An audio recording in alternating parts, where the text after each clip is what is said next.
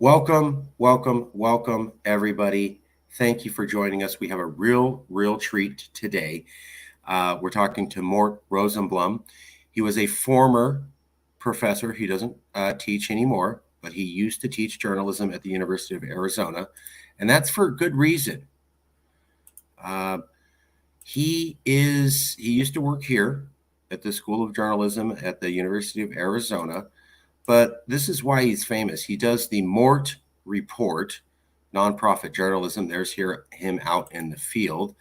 Rosenblum has contributed to Foreign Affairs, Vanity Fair, the New York Review of Books, La Nouvelle Observateur, Travel and Leisure, and Bon Appetit, among others. His honors include a Harry Chaplin Award for an AP Global Series on Water and a Mencken Award for African Famine. He was an Edward R. Murrow Fellow at the Council on Foreign Relations. I can't tell you how big an award that is for someone to get, the Edward R. Murrow Fellow at the Council on Foreign Relations. For 14 years until 2021, he returned to Tucson to teach a brief course on international reporting at the University of Arizona, where he's now Professor Emeritus. In summers, he took Tufts University students to Kosovo, Kashmir, Cambodia, Vietnam, Argentina. He was based in Argentina in the 1970s. He broke the first stories on the Dirty War. He wrote about the first African famine stories in 1984. In 1989, he won the Overseas Press Club Award and was shortlisted for Pulitzer for The Fall of Romania. He danced on Red Square the night communism died. Rosenblum ran AP bureaus in Africa, Southeast Asia, South America before moving to Paris in 1977 as bureau chief for France and its former empire. Around the same time it was collapsing. As executive editor of the International Herald Tribune, very impressive, from 1979 to 1981, he oversaw the old Tribune expansion from Paris to editions in Asia. He returned to AP as a special correspondent to cover major global stories, traveling from Paris. He won AP's top reporting award in 1990, 2000, and 2001. And then a few years ago, he wrote this essay about maybe a more perfect union or maybe Calexit, and he was talking about the problems with Donald Trump and that, he could come back in 2020 and maybe California wouldn't like that. And I got to say, just talking with you, there was even more stuff you were mentioning that, I was blown away. You were in Afghanistan after 9/11. You were there when Donald Trump built the first Trump Tower. You were also covering, I think, the Iraq War for AP, which you said was one of the stupidest things to do. Not the assignment, but the war itself. And you'd been there in a couple different things. So is it fair to say that you have extensive background traveling the world, going to hot spots, and seeing a difficulty? And I need to ask, I'm sorry, did I get anything wrong with the introduction and your bio, sir? No, that's about right. You're a world traveler. You've seen other countries. Let me first ask you, have you heard about Marjorie Taylor Greene? I've heard of her. Okay. Yes. Okay. And you heard about her call for a national divorce. I first heard. Oh, please. Well, I mean, this. Yeah, I was going to say, I'm just writing a piece now about, we've been talking about, how close America's been to Animal Farm. I mean, it's you look at Marjorie Taylor Greene and it's more like Animal House. I first saw her when she was doing that interview, tracing, a Parkland survivor with a microphone, screaming at him, saying, "Why are you running from me? Why did you get to see all these senators when I didn't?" And well, the reason was because she was stacking weights at her gym and where the hell she comes from. And it was absolutely nobody and nothing. And look at her now.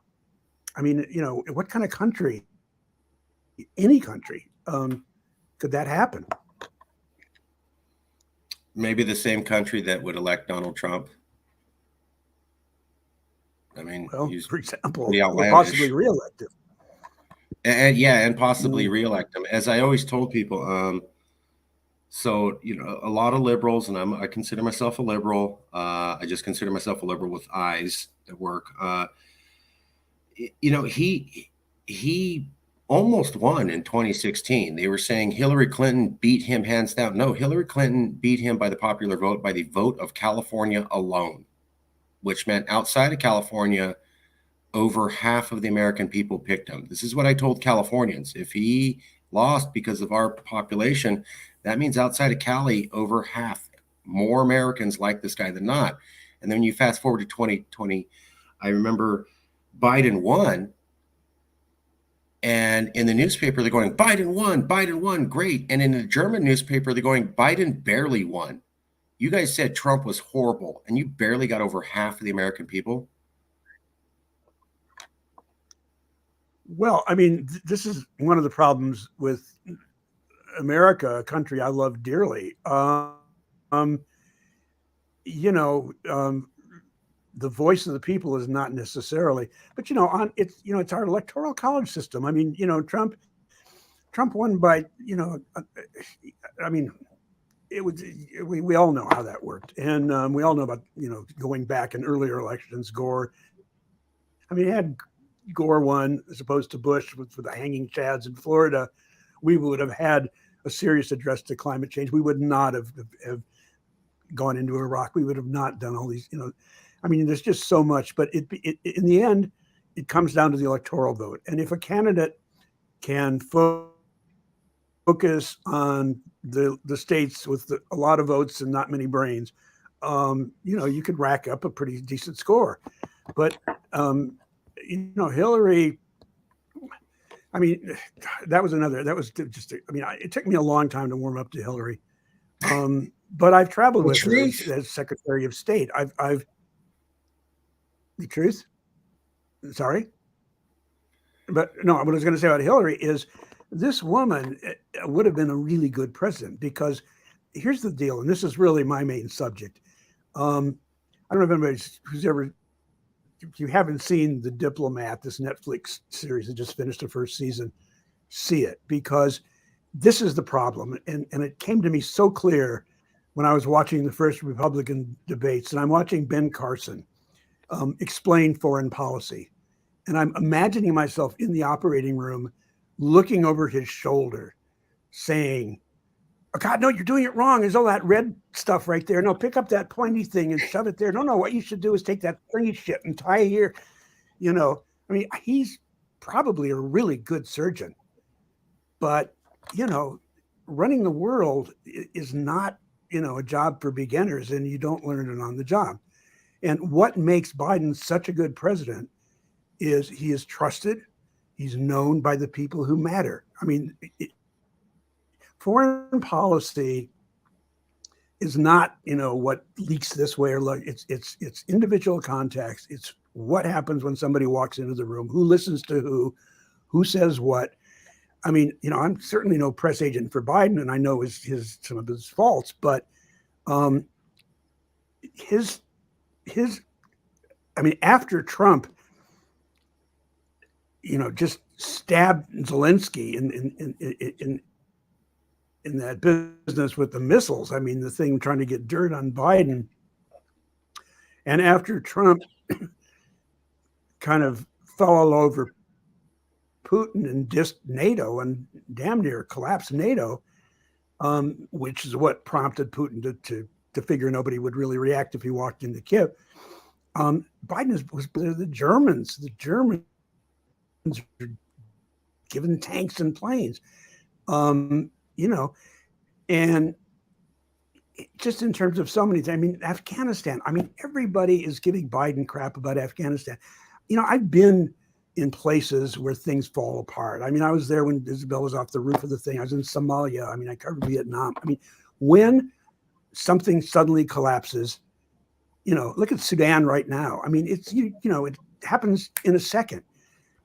Trump had given everything away. He released 5,000 hardened Taliban prisoners.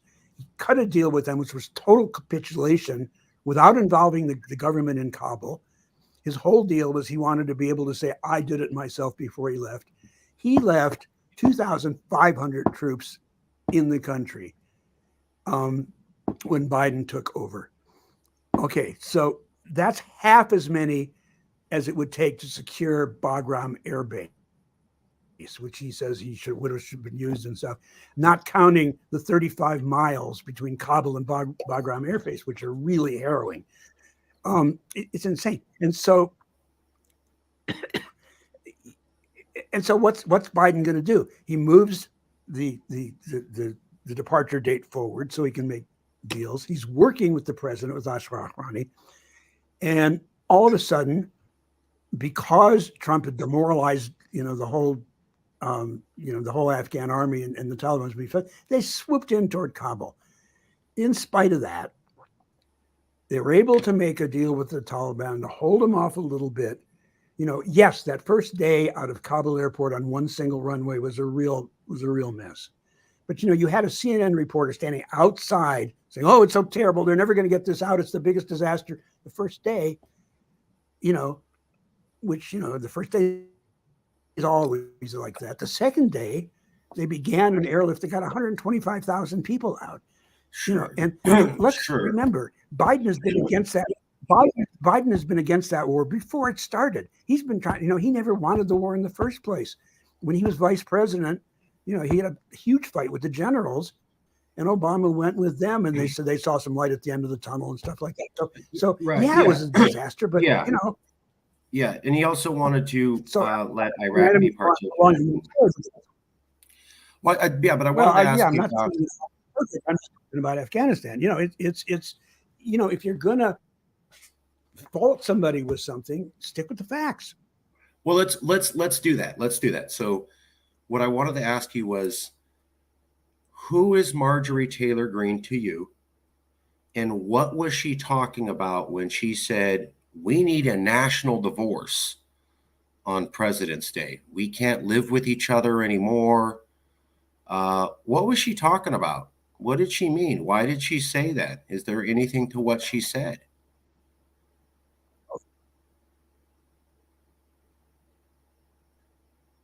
Listen, and I've been a lot of scary, difficult places in my life, but Marjorie Taylor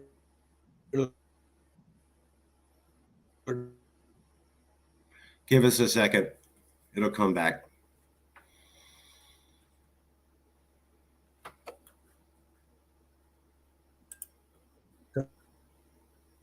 Sorry. The leader of the free world. It's not, we're only 5% of the world's population, and we're not that people look to for an awful lot of leadership in an awful lot of ways. And we've got despite a lot of screw ups, we've got a relatively decent record in the past. Well, not so much, but we got our values. My Thank thing you for about being that honest. My thing about that is most Americans want to do the right thing. They just don't know what the right thing is, and that's the problem. Winston Churchill, right? Didn't Churchill say you can always count on the Americans to do the right thing after they've tried everything else? He said that around World War II. Yeah. But what is it? Yeah. What does it mean that she's calling for national divorce, especially because you have traveled to almost every single hotspot in the last 30 to 40 years? You've seen countries in turmoil. What's she getting at? Have you seen anything like this in other countries? I'll give you a parallel. When Yugoslavia began to fall apart, the first to go was Slovenia, and nobody fought too hard to keep them because they were really closer to Austria, and they were pretty. So I went to Croatia, and I was down on the border, and I watched, Milosevic, the Serb that were just trying to edge their tanks across the border, and it was just starting to break out. So I went to Sarajevo 6 weeks before it all happened. and I'm talking to this wonderful press secretary. There, the guy in charge was a Muslim named Zabegovich, who was a pretty cool guy. And he had this press secretary. She was Muslim. She wore a mini skirt and lots of makeup and big bust and stuff, because they're secular Muslims. And she said to me, she said, "Look, there is no way Bosnia will fall apart. There's no way there's going to be war in Sarajevo, because we have, if you go down to any, into a housing complex, you knock on any door and you'll find a Muslim, you'll find a Serb, you'll find an Orthodox Serb, you'll find a Catholic Croat. We're all two together. And George Bush is not smart, does not have smart enough bombs to knock on each door and ask who is who. So there will never be a problem in Sarajevo." And before I left town, somebody said, "Well, go see this crazy psychiatrist, this loony guy." And I went to see a guy by the name of Radovan Karadzic, who nobody had ever heard about. Trump always says that nobody ever heard about, but a lot of people had, actually, not many people had. He was in this tiny office. He pulled down this map, one of these school maps, roll-up maps, and he's showing me, he's got a pointer, and he's showing me a map of Bosnia. And he's saying, okay, the the Serbs don't have an exit to the sea, so we have to take this corridor here, and then we have to move these people here, and we have to get these Croats out of Mostar. And I said, "How are you going to do all this?" And he says, "Watch me." 6 weeks later, there was a demonstration outside the Holiday Inn, and Serb gunfire from top floors started, raining down on the crowd, and Bosnia was at war. I mean, it doesn't take much. Societies, Ooh, Jay, to hold societies together. well, you were also there at the Biafra Civil War. I think that was where a section of a country, the southern section, I believe, of Nigeria, it's oil rich, and they wanted to break They're away. still fighting. Well, no, they're still fighting. I mean, Biafra is a really good example. People talk a lot about colonialism in Africa and stuff. Colonialism had its problems, and obviously, and that's a complex conversation. But when Nigeria became independent in the 60s, it had a really solid political structure, and it had a democracy. It was working pretty well. Had good schools. People were they had a lot of oil. They were developing oil. Okay, the problem is there are three major tribes. There were the Igbos who were mostly Christian in the east, and there were the Yoruba, who were a very complex old society with their own royal structures and very rich culture and stuff. And the north were Islamic tribes, the Hausa, the Fulani in the north. Well, the British, when they were sorry to be so long, but things are complex here. The British, in order to rule their colonies, would pick a docile group. And they picked the Igbos because the Igbos had that kind of society, and they trained them well, and they sent them up north to run the railways, and Igbos were all over the country. Okay, when there started to be tension, and back then I would travel. I mean, my name is Rosenblum, and I've got a fairly prominent nose. Okay, I've traveled in every Islamic country I can think of, except a few in the Gulf. Never had a problem because we're people of the book, and I could wander into mosques, and and it was, plus African Muslims back then were pretty secular and easygoing. Okay, and really they were gracious. Imams would have me in, pour tea, we talk about stuff. Okay, so the Muslim tribes got pissed off at the Igbos, and there was a lot of killing. And the Igbos all kind of went back to eastern Nigeria, which is their area. And this guy, Ojukwu, who was kind of an Oxford educated, seceded. And so, Biafra, there was a huge civil war, and the British got involved one way, the French got involved in another way, and it went on for a long time. It was very ugly. And then in the end, it finally collapsed. And Nigeria's been trying to kind of put itself back together ever since. And there was a whole lot of oil money. I mean, this is way too long, so I'll break it here. But the lesson is, it's the book that Chinua Achebe, a Nigerian, wrote. Things fall apart. The old Yeats thing. If the center doesn't hold, and the center didn't hold. And this is really the problem. It's what we're seeing now in Sudan. It's what we're seeing in so many other places. It is very difficult to get a multicultural society together, keep it together in a country, which the United States has managed to do fairly well, except for some problems back over the years. Now, when we had a real civil war, that was over a really serious thing. And despite, all the crap some people take now, a lot of people died on both sides defending other stuff. It's not like it was all, whites against blacks, or, it was a very complex thing. It's all big wars and global events are. Now, this is just all about politics. It's all about people's greed. It's all about people's power.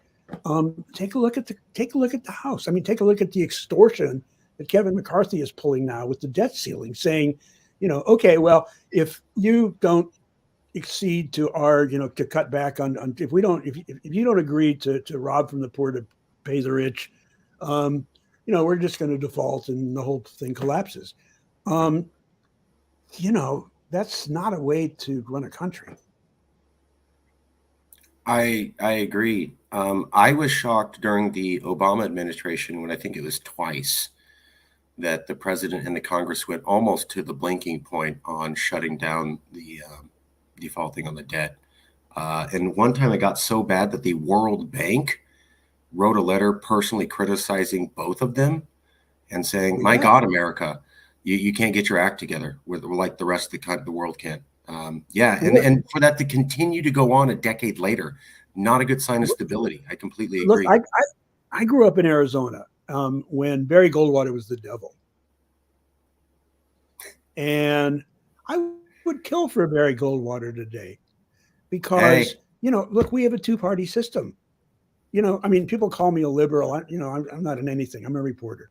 But and if there was a smart Republican more qualified, that's who I vote for. But I don't agree with a lot of what, anyway, that's me. The thing about Goldwater is he would push a policy as hard as he could and get as many allies behind it as he could. And at some point, he would remember his oath of office and talk to the other side and reach a compromise. That's how it works. It's the only way it can work. And since Mitch McConnell and Obama, I mean, that business of, we're going to keep this man to a one term, and we're going to be against anything that anything the other side proposes, no matter what, at whatever price. I mean, the amount of damage that a Mitch McConnell has done to the United States, not even counting packing the courts. So, we had a system of checks and balances. Okay. The Supreme Court, Congress. So you've got the presidency, which, presidents don't really have all that much power internally. I mean, the president gets a lot of crap for baby food formula or, he's fighting a war here and doing this and this and this, whoever the president is. Presidents they have to negotiate, and Biden's done a lot of things that really kind of piss me off, like seeing Mohammed bin Salman in Saudi Arabia and stuff. But you've got to look at this whole picture because, if Americans decide the worst thing that's happening in the world is they've got to pay a couple of more cents for a gallon of gas, rather than the entire world is becoming uninhabited and we're going to be left to cockroaches and crocodiles sooner than most people think. Unless he responds to that, he's not going to win. And I grew up along the border. I grew up in Arizona, and I used to cover that border all the time. And I still do. Sure. I've just been down there. Trying to defend a border by building barriers is like trying to stop a fire hose with a sponge, because we're just a tiny part of millions of people on the move. And why are they on the move? They're on the move because of climate collapse. They're on the move because of conflict, because of poverty, because of famine. Sure. All things, all that the United States could, as the richest and the one with the moral power and the guns, could have worked together with other people for. But it takes the crises we really face now across the world, and an ocean does not separate the United States from them. It's got to be attacked together. We need global cooperation. And one more thing, again about Trump. Before 2016, I mean, the Chinese always had this, Middle Kingdom plan. Eventually, they're going to take over the world. That's going to happen. It's going to, they think in millennia, not in hours. Yeah. But Trump specifically has turned China into a bitter foe, and and if it came to a real actual war, same thing with Russia. People made a lot of mistakes. Clinton dissed him. Obama called him a regional power, which in fact is true. But diplomacy was not too great in 2014 when Ukraine started. But the Ukraine war is Trump. China's belligerence is Trump. We're forgetting we haven't even mentioned COVID. I mean, this man is responsible for hundreds and thousands, directly responsible, of people who shouldn't be dead. And I mean, that's a whole nother half an hour to talk about COVID. Yeah, but I will add, whatever the death count is for Trump, and I'm not a fan. He made my mom cry. We're never going to get along. 500,000 to 1 million dead brown-skinned people who never had to die, compared to however many people Trump's killed. I mean, this is the George W. Bush death toll. I don't want to get into it, but I'm always like, Trump killed these people. If we're going to compare body counts, let's compare W. He's got 1 million racked up, and nobody cares about those folks. So I would like. Sorry, it's not the same thing. I'm agreeing with you about Iraq and about Bush. We did not need that war, and a lot of people died needlessly, and much worse than that. All this stuff that we now face today, all the terrorism, I mean, ISIS, Al Qaeda, all these things, they trace back to that. So yeah, Bush has got an awful lot to answer for. But that's got nothing to do with a man who purposely underplayed a deadly plague for his own political purposes. Sure. I mean, that it's not the same thing. I'm not saying one's better than the other. They're both bad, but I mean, one is a personal choice. Bush fucked up. Trump knew what he was doing. Yeah, Bush intentionally lied to the world. And I mean, if you got a thing for Bush, I'm just saying, if we're going to compare bad guys, let's compare body counts. I'm not measuring bad guys. There's so many different ways to do it. I'm talking about specific situations. The situation in I mean, Bush also, I mean, again, not to defend him, but he also came up with PEPFAR, which saved an awful lot of people in Africa from AIDS and other diseases. True. And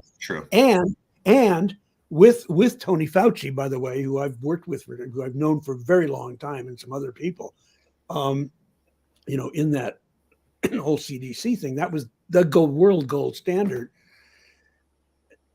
The United States did so much to set up an early warning system and to jump on any kind of new thing. They had a huge bunch of specialists in Wuhan that would have talked to the Chinese. Trump brought them all home. So you can't just say this or that. Everybody, but I mean, on balance, as I said, I believe personally that Trump has probably done more damage than any four presidents I can think of. And the problem now is we're on the edge. I mean, whatever one thinks about climate collapse and stuff, I cover it all the time. I mean, I'm sitting in my olive grove in the south of France and trees are dying. I've been watching this there's a really solid new scientific report that's just come out saying that the probability of excessive heat, drought, and famine in Africa, in the Horn of Africa now, it's increased by at least 100 times. It doesn't take, it's not rocket science. You want to see what's going to happen, just put a bag over your head and hold it tightly around your neck when there's no oxygen. I don't want to get into the climate change thing because I'm a climate change expert. I study it in my day job. And I always tell people, if you have a problem believing it's real, get in your car, in your garage, close the garage door, and turn the car on. Yeah. And then tell me if it gets more difficult to breathe and hotter. It's the exact same physical concept. So go ahead and do that and tell me, I don't notice any difference. We didn't make it hotter in here. It's the same. Come on. But here's another thing. So what's the solution? Okay. So we're going now for electric vehicles, which, if you really start looking at the damage done in mining, and again, I'm from Arizona, and a lot of this stuff, the average electric vehicle consumes, if you on the bigger picture, about the same amount of resource as 3 gas guzzling SUVs. I mean, hydrogen fuel cells. I mean, it's exactly like, it's why we don't have trains in America. It's why we don't have, it's why we've lost so much water in the Oglala aquifer and so much cropland by going for corn for biofuels. If a lobby group decides to go off in one particular direction, in this case, electric vehicles as opposed to hydrogen fuel or other possibilities, that's where it goes. And so there's no money for research. It's like fusion.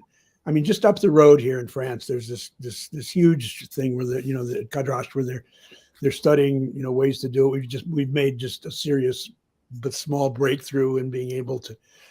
Fusion is a huge deal. It's sure. Every time I ask an expert about it, they say, for 30 years, they're saying, oh, it's 10 years away. But if real resource was put into it, I mean, you could, the whole energy thing would be completely, and the whole idea of tearing up the earth to be able to get the resources to do stuff would be gone. I agree. But let's get back, if I can, I want to ask you about something you had said.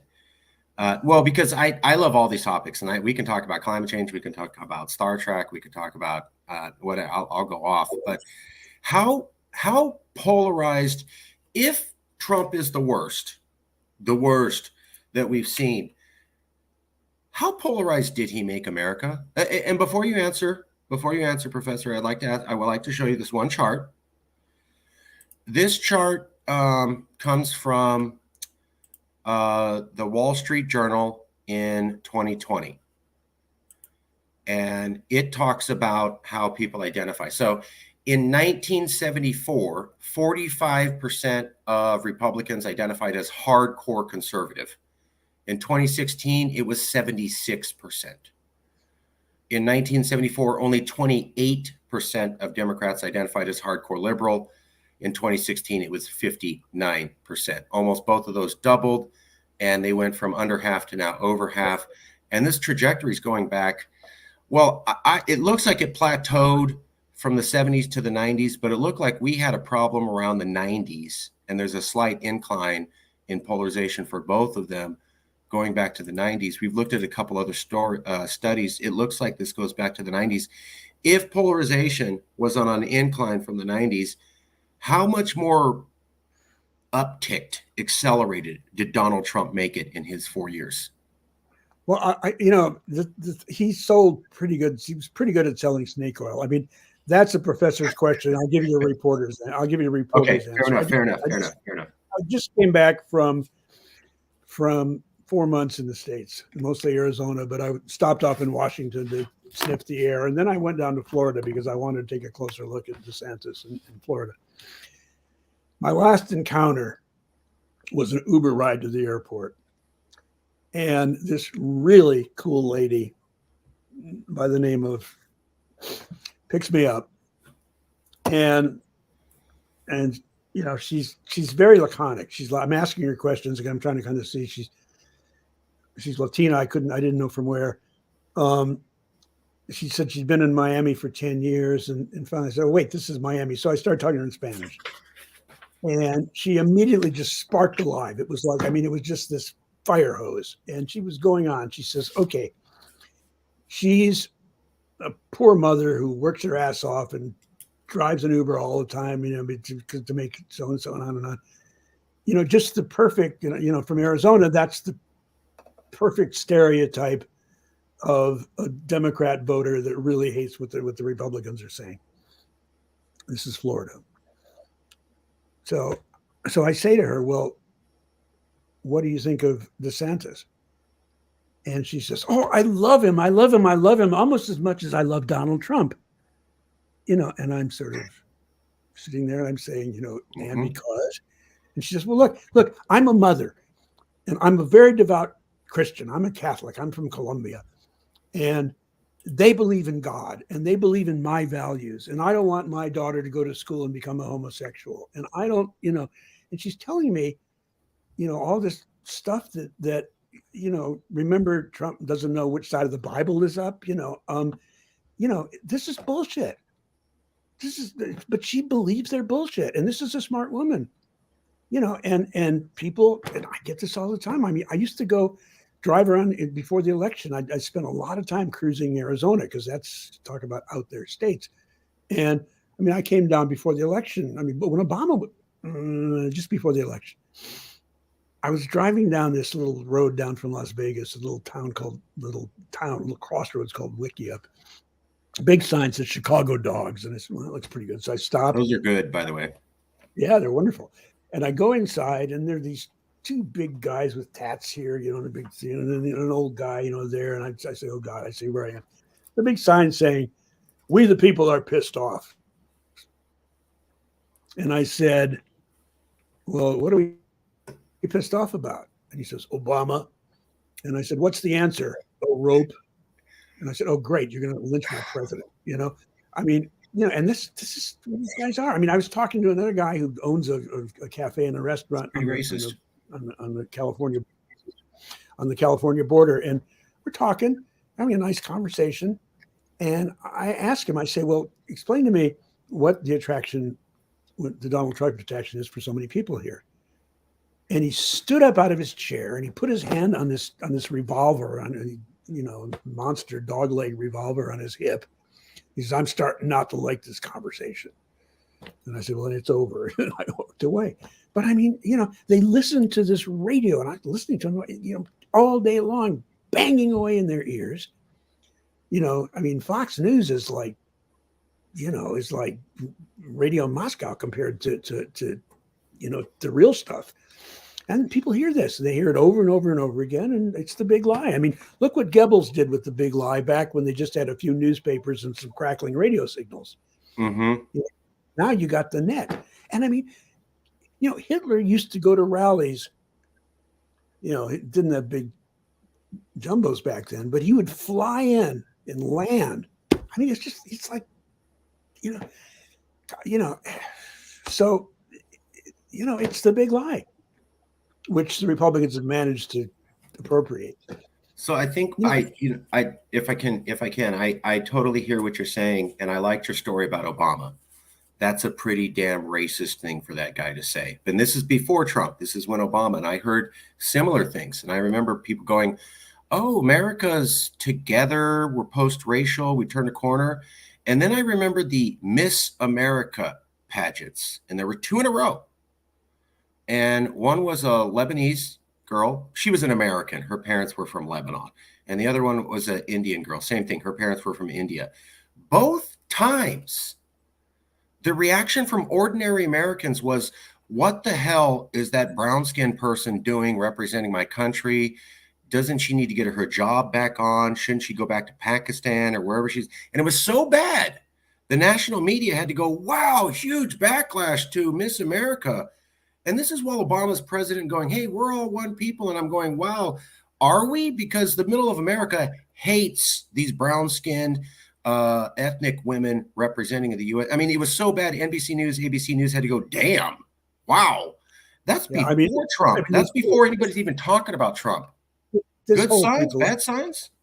this whole people of color thing. I mean, it's look, if there is no difference intellectually, a couple of physiological things about resisted, but melatonin and but if there's no difference among races, among people's intellectual capacities, among people, what is the whole thing? I mean, what does POC, what does people of color mean? I mean, brown skin. Okay, in Arizona in August, I'm a person of color.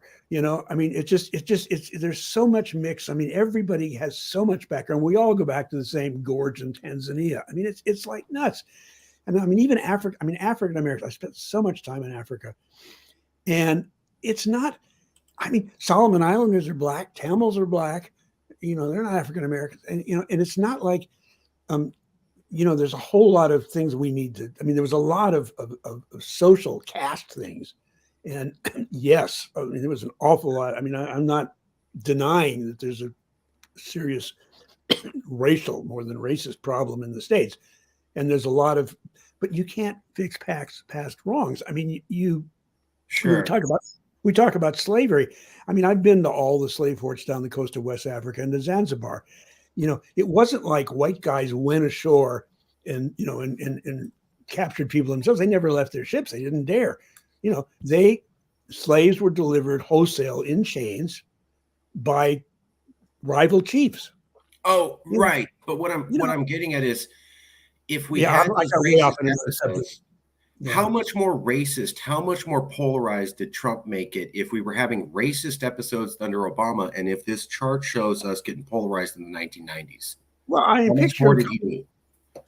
picture him coming down the stairs at Trump's dump up on on Fifth in the park, saying Mexicans are rapists. I mean, Thank you. Thank you know, you. or how about, okay, we're going to ban all Muslims until we figure things out. We're going to ban all Muslims. So it's definitely a step up. Things were not great, but he definitely ramped it up. That's what he did. I mean, he knew where his stuff was.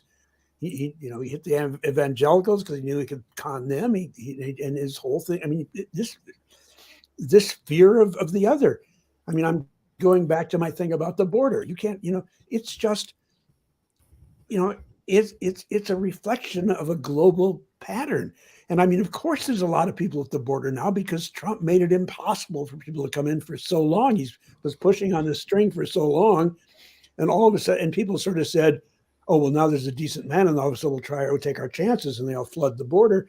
And Biden is caught in the middle because he's trying. On the one hand, he's trying to deal with the people that don't want all the people there. On the other hand, the only way you can do that. I mean, we wrote the Geneva Conventions beyond signing them. I mean, if a person is seeking asylum, he or she has a right to a hearing.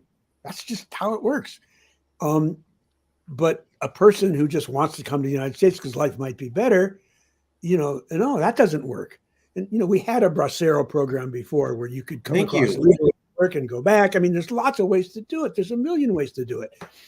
But because there's so much hatred on it, and I mean, before I left Arizona, I went down to Doug Ducey, who was the governor of Arizona for a long time, decided he wanted to sort of, so he got a bunch of boxcars and he went off to some remote corner of Cochise County where nobody was crossing anyway.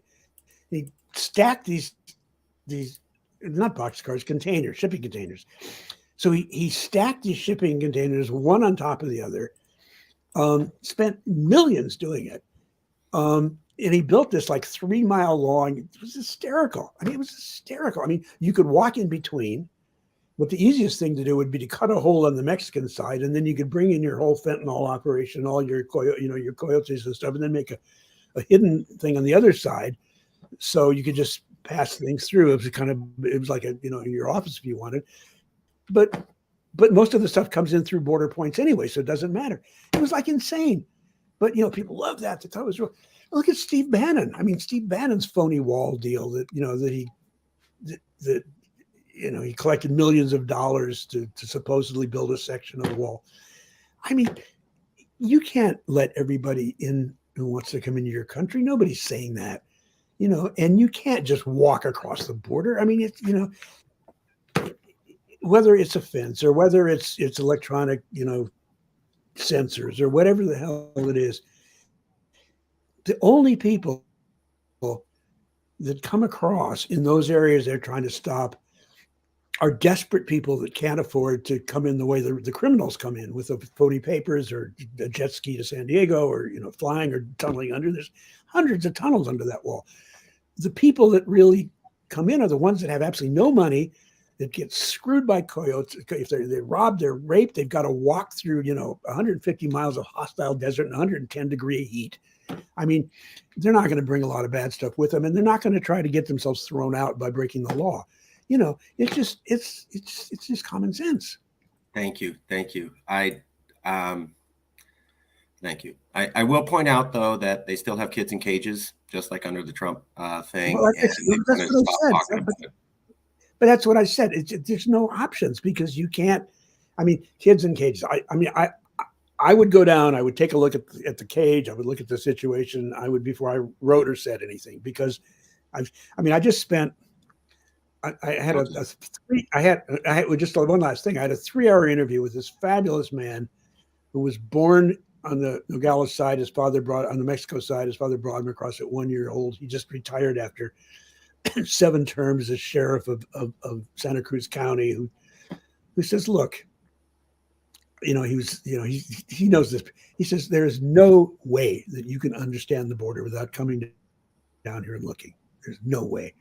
And so, you know, it's very, very difficult to point in the abstract. I don't want to get bogged down into it. As a Latin person, I will just point out that it's still children sleeping on concrete floors without proper bedding, with cyclone fencing and no real privacy, peeing in plastic bags with no real access to showers or lawyer representatives. And that's been reported by the New York Times, not a liberal organization when they covered. But I don't want to get bogged down into it. I'm not. Yeah, but wait, but don't misquote me here. Or maybe I misquoted myself, but I don't think so. I'm not saying it's not a problem. I'm not saying what they need to do is they need to get a shitload more better facilities. They need to get justices of the peace down there are qualified people to do interviews. They need a million things that they don't have and they're not getting. That's for certain. The fact that people are suffering at the border, yes, of course. The fact that it's not getting much better under Biden, true, because of all these other things. But the real problem, again, and that I covered Central America during the Contra days. That was awesome. The CIA, when the CIA was flying arms to the Contras from Homestead Air Force Base. Contras were putting cocaine in the planes, flying back. The planes were parking at, you know, one corner of the apron, you know, and the pilots were told just to walk away. Reagan was saying just say no to drugs, and you know, or Nancy was saying just say no to drugs, and Reagan was saying freedom fighters. You know, this comes back from the 80s. And so what do? I mean, these generals, again, when I did Argentina, I mean, the dirty war. What did these guys? These guys went up and they did technical training and they taught the Central Americans how to torture and kill. This is not new. This is not new. And this is my whole theme. It's what I'm getting back to from the beginning. We have to understand these problems in their global context and address them together, because until we stop the push, we will never stop the pull. It's not because I remember a really cool Mexican woman, when they first started in Tucson, there was a big rally when they started talking about this stuff years ago. And some people had Mexican flags, and this guy came up and waved a flag in her face and says, "Where's your flag?" She pulls out an American flag and says, "Here, you want to burn it?" And she says, "Look, yeah, I sneaked across." She says, "I couldn't feed my family." She said, "You think I want to clean your toilets for $5 an hour?" She got legal. She has 2 daughters. One's a lawyer, one's a professor. We can work it out. I love that story. I'll share it with you because I know you'll get it. I don't typically bring this up. My grandfather was illegal, but when he came over, he started a automotive repair shop, and he employed half of the young boys in that town. half of whom were Caucasian and not Latin. And he was seen, and he got so big that the police would send any troubled youth to his auto repair shop, and he'd put those boys to work. And some of those boys didn't have a good father or an uncle, and they needed a man telling them, this is how you hold a job down. And not all of them, but some of them got their life straightened out. So absolutely, I'm all about it. I did want to ask you, because the thing that grabs me about you, Professor, I'm sorry, Mort, you've traveled. You've been to all these hot spots as they're popping off. We had January 6th. You and I talked about January 6th before we started, and I think we both agreed it's serious. It's not just a little fluke. It's a serious deal. It should be considered like at a coup level. If we want to argue about the details, but it's like bad, like you've seen in other countries. How bad has Trump made it? Can we put Humpty Dumpty back on the wall, or is it broken to a point that like we can't come back to heel before pre-Trump? The 14th Amendment says very clearly, and it's a lot clearer language than the Second Amendment. If a person who has incited an insurrection is permanently barred from any public office, president or dog catcher, the entire world saw it in real time. I mean, that was an insurrection. I mean, that was the worst attack on the Capitol since 1812, and they were the British. Thank you. I've covered. I mean, we were saying before the show, but I've covered. God, I don't know how many coups. I mean, at least 50 in different countries, one way or the other. And this is the first coup I've ever seen where people done it themselves. It's nuts. But you would definitely call it a coup. Compared to all the coups you'd seen around the world, you would call January 6th a coup. You wouldn't call it a barbecue that went wrong, or people accidentally went down the wrong door. There's a lot of kinds of coup d'etat, golpes, putschs, whatever you want to call them, overthrows. There's the violent kind, which are settled quickly. A lot of people get killed. It's either the coupers or the couees, and then something else happens. Or there's the creeping coup that happens over a period of time. And Trump has I wrote a piece on this Mort report. All this stuff I got to say is on mortreport.org. Before the election, I was writing about Trump's coup because you could see it. You could see the first thing you do is you undermine faith in the press. It's the first thing you do is you slime the press so people don't know who to believe. Then there's all series of demagogic steps. I recognize that. Not because I'm so prescient or anything like this. I've seen this shit. This is my profession. That's why I wanted to talk to you. And yeah, it's a coup. It's a coup. And it might succeed. The fact that he's not locked up and hasn't been locked up for a year and a half means he's already succeeded. I mean, it's insane. Thank you. It's insane that someone could pull this off on live TV. We heard all this testimony. We've heard all the stuff that's come through on a bipartisan committee, despite what the Republicans are trying to stonewall it. I mean, it is open and shut.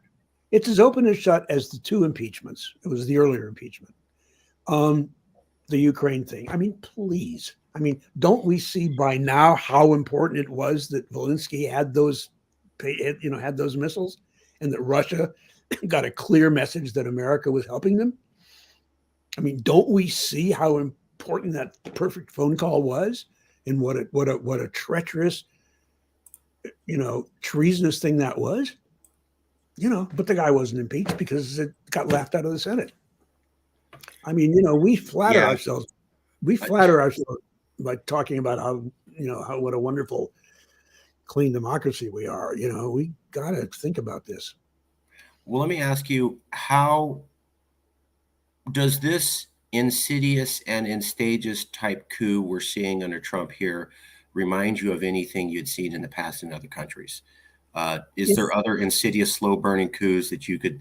I know it's not going to be a perfect comparison, but there's stuff you've seen the last couple of decades in other countries where you're like, it kind of reminds me of this. I know you can't do a straight line comparison. Well, no, there's a lot of. With a friend of mine, I almost wrote a book, which I'm sorry we didn't do, but we were going to we're going to call it the Demagogue's Handbook or something like that. And I mean, essentially go through this kind of stuff. But there's been a lot of books like that written since, and people make pretty wide stretches to be able to compare things. I mean, every country is different, every system is different. But let me, since I'm sitting here in France right now, and tomorrow there's going to be a huge May Day celebration, or not a celebration, strike. This business about Macron, because of so many political turmoils right now, the French president's elected for a 5-year term, can be reelected once. He was just reelected. But unlike what almost always happens, he has no legislative majority. It's evenly split between leftists and rightists and real extremists. And so he took a look at the numbers and he said, look, there's no way we're going to be able to continue having Social Security where people can retire at 62. And he's right. Most people agree with him. But instead, and he took it for a vote, and there wasn't a vote of confidence either way. And so he did what we would call an executive order. He simply decreed that, and the country went batshit. Not because, because he was going to raise the retirement age from 62 to 64, but because the president, disrespected the democracy. I mean, that tells me something. Well, but do you have examples of a insidious, slow-burning coup that you saw in other countries that you're like, okay, this reminds me of that time there? Well, you look at Turkey, look at. I mean, periods in Greece. I mean, look at Hungary right now. Look at again, when you start picking at the edges, and you can make differences, but there's lots. I like your examples of Turkey and Hungary. I think those are slow burning, insidious. Erdogan came on in Turkey as this democratic reformer, and then he gradually, turned more dictatorship. Orban in Hungary, I think, shocked the hell out of everybody with how quickly he, won a fair, like Hitler, won an election and then set free and fair, and then started turning things, bad. But I cover just one more thing. I cover these things in historical. I mean, in 1989, I covered most of the coups, and Hungary was one of the first places I went. And I would go out and I'd talk to the dissidents when they were still, and in the early 80s when they were fighting. And people fought so hard in Hungary to get democratic. And I mean, there was the Hungarian Revolution, and the world has spent so much time trying really hard to help these people break away from this kind of dictatorship stuff. And then now they're going back to it. Sorry, go ahead. What were you doing? No, you're right. You're right. You're right. The next question I wanted to ask you was, and when you agreed to this interview, I was like, oh, I'm definitely going to ask you this. So there is a book out by Barbara Walter. Let me get this right. Barbara F. Walter. It's called How Civil Wars Start and How to Stop Them. Came out in last year.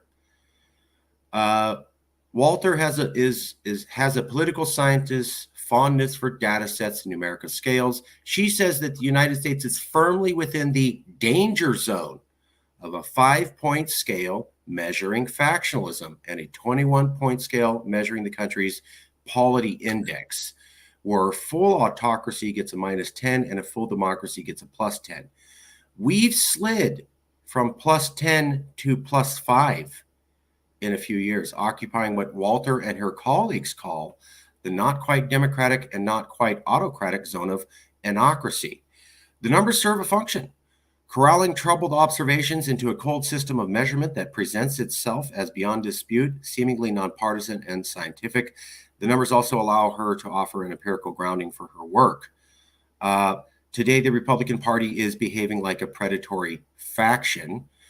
And this was her idea. So an ethnic entrepreneur seeking to amass power by making bigoted appeals to a particular group doesn't need an especially sophisticated disinformation campaign to get people to feel fearful and despairing. convincing them to turn against the democracy that includes people they hate. There's comfort in assuming the autocracy has arrived with a military coup. America lucked out, Walter said, because its first modern autocratic president was neither smart nor politically experienced. She ticks off a risk factors that have already been here: factionalism, Democratic Day, lots of guns. Basically, what she's saying is she is a analyst for the CIA. She's not a CIA agent.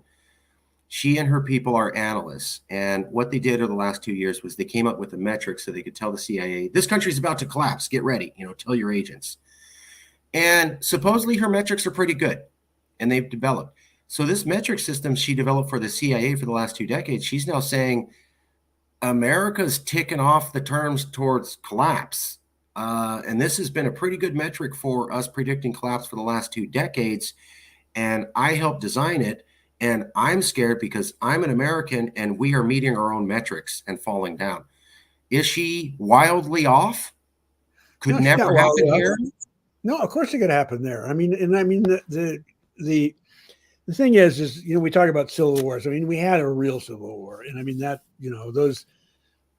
that's a different thing. We're having this uncivil warfare, but it's this fear of replacement. It's this fear of the other. It's this appeal, to the ugly gut. And I mean, there's a lot of elements to that, and that there's always part of that. I point to the Sudan right now, but I mean, there's just so many different places you can show where, but the crazy thing about the United States is we just had midterms. All right. So there's a lot of crazies on the Democratic side as well, which scared off a lot of people. So, but what happened? The turnout was 45%. 45% of eligible voters bothered to cast a ballot. And the lowest turnout was among the 18 to 30 group, the people who have the most stake in the future. Didn't vote.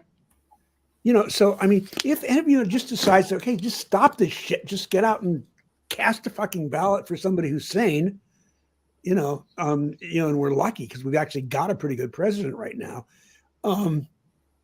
who's dealing under the circumstances, considering what he's facing with. I can't remember a better president in my lifetime, and because of the circumstances and the odds stacked against him. So all you have to do is show up at the polls, vote for him, vote out the crazies. I mean, Marjorie Taylor Greene will win because she's in a packed district where, you couldn't get her out with a bulldozer. But thank you for admitting that. But, well, I mean, that's what's happened because of the gerrymandering, because of the way it's done. And I mean, so we're going to face that, but that's okay. I mean, if she's some crazy lady, she and Bobert having cat fights in the ladies' room and then coming back. And I mean, if that's going to happen, that's going to happen. I mean, you've got Gates's. I mean, but the other thing is the press. I mean, you've got this guy Santos. I mean, if Newsday was 1/10 of the newspaper it was before newspapers started to get gutted down, they would have been on that guy. Newsday watchdogs would have been biting that guy's ass the first day he threw his hat in the ring. We would have known who Santos was immediately. Instead, I mean, it's, the press is a whole nother hour, but there's reporters out there, but you got to find them. I mean, that's the problem. People now have to educate themselves. You can't blame something called the media. It's like blaming the weather. I mean, people have to do their own reporting these days and know where to go. I totally agree with that statement. So let me ask you, I think what you're saying is Barbara F. Walter analysis that America could be slipping and going down the path of other countries is not wildly out of base. She talks about an ethnic entrepreneur. Somebody comes forward and says, hey, our ethnic group is losing. We used to have it better. We're getting pushed out by this other group. We're going to need to fight back against them. Kind of like Milosevic, I think, in Serbia. And she says, Trump kind of fit that role perfectly. And then she says the other thing is you have a not well-functioning democracy where it's not an autocracy. It's not a dictatorship. It's kind of a blasé democracy where people are like, yeah, I guess we're a democracy, and I guess I'll go vote. I don't really think I have a choice, real choice, but I'll go play along. She said, when you have those combinations, Well, I mean, my favorite line in Forrest Gump is "Stupid is as stupid does." You know, if that's what you think, that's what you think. But I mean, in that case, you can't complain. In that case, you're a dropout, you're a deserter. I mean, sure, sure, but is this she is wrong? people say I've had people say to me, I'm saying, oh, America's really screwed, and they no, Trump will come up, and another American will say, well, he's not my president. And I'm saying, well, yeah, he really is, because that's how the system works. And this is the part that scares me. You look at this man. I mean, I can understand. I mean, it's kind of hard to understand, but if I press it, I can, how he got elected the first time, because a lot of people just knew him from, they didn't know who he was. But after 4 years, to still want this man in office, because a president, the main thing a president is he's your landing page on your website. He's your face. He personifies you. I mean, if you are a representative democracy, if you want to say we the people, then we're the people.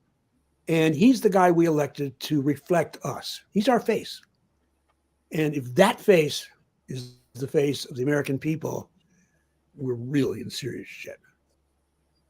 That's what Germany said in 2020.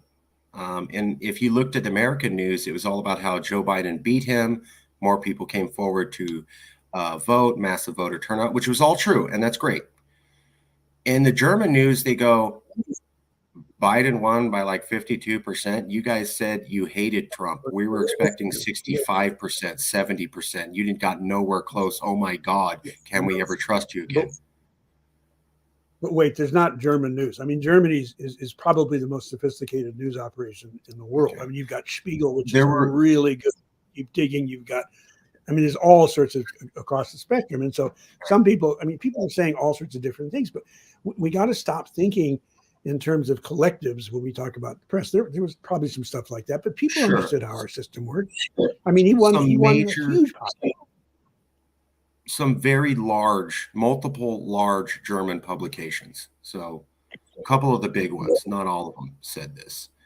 And yet that tagline or that viewpoint was really not seen in any American domestic news of, we really should have done better. If we were going to repudiate Trump, 2% over 50 is not like that great for saying we're repudiating him. At least that's what some of the Europeans were saying. Is it fair to? I'm sorry. No, I was going to say, if you're going to measure public sentiment, then you have to go with the popular vote. And sure, absolutely. We have an electoral college system, which maybe had a purpose back then, but it's completely out of date right now. And these guys know how to manipulate it. And Trump won by a handful of votes.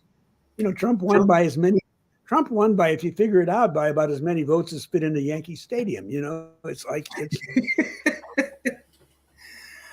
Okay, so is it fair to say that the way Barbara Walters is talking is Trump could possibly be seen as this ethnic entrepreneur, this person who comes and says, hey, we're a cohesive ethnic group and we're being disenfranchised. We're white, we're older, traditional America, these new immigrants and people with their pronouns and stuff, they're not us. And then, like you said, you've been talking a lot about how this guy took a real sledgehammer to our functioning democracy and our calmness as a political body. Is Walters, at least, obviously you can't say she's 100% right, but is she onto something here, going kind of had an ethnic entrepreneur kind of in a super great functioning democracy now? Not good signs.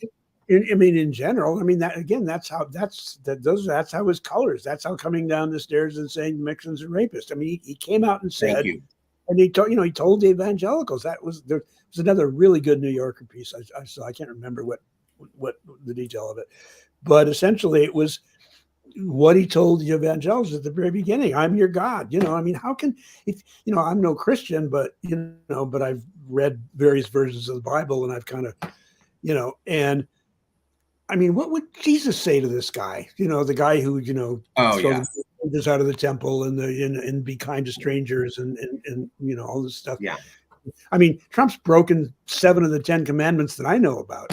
Right. So I mean, Yeah. so yeah, I mean, he's a good salesman. He's a good snake oil salesman. But here's the difference, and this is the whole thing: the people that Walker's talking about, and they vote, they show up at the polls, and they're not the minority. I mean, the majority. But if people are too cool to vote, or they don't care, or they're too busy doing something else, or they don't like Biden because he looks older, because he did something, or because they want Bernie because he's not old, or whatever. If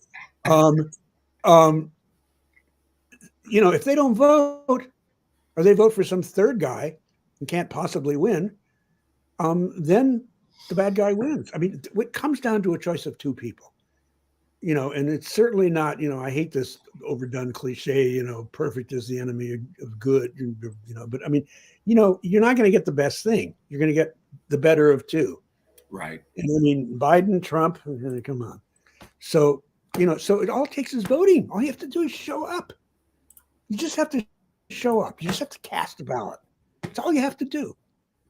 And he's out of there. But the question is that going to happen?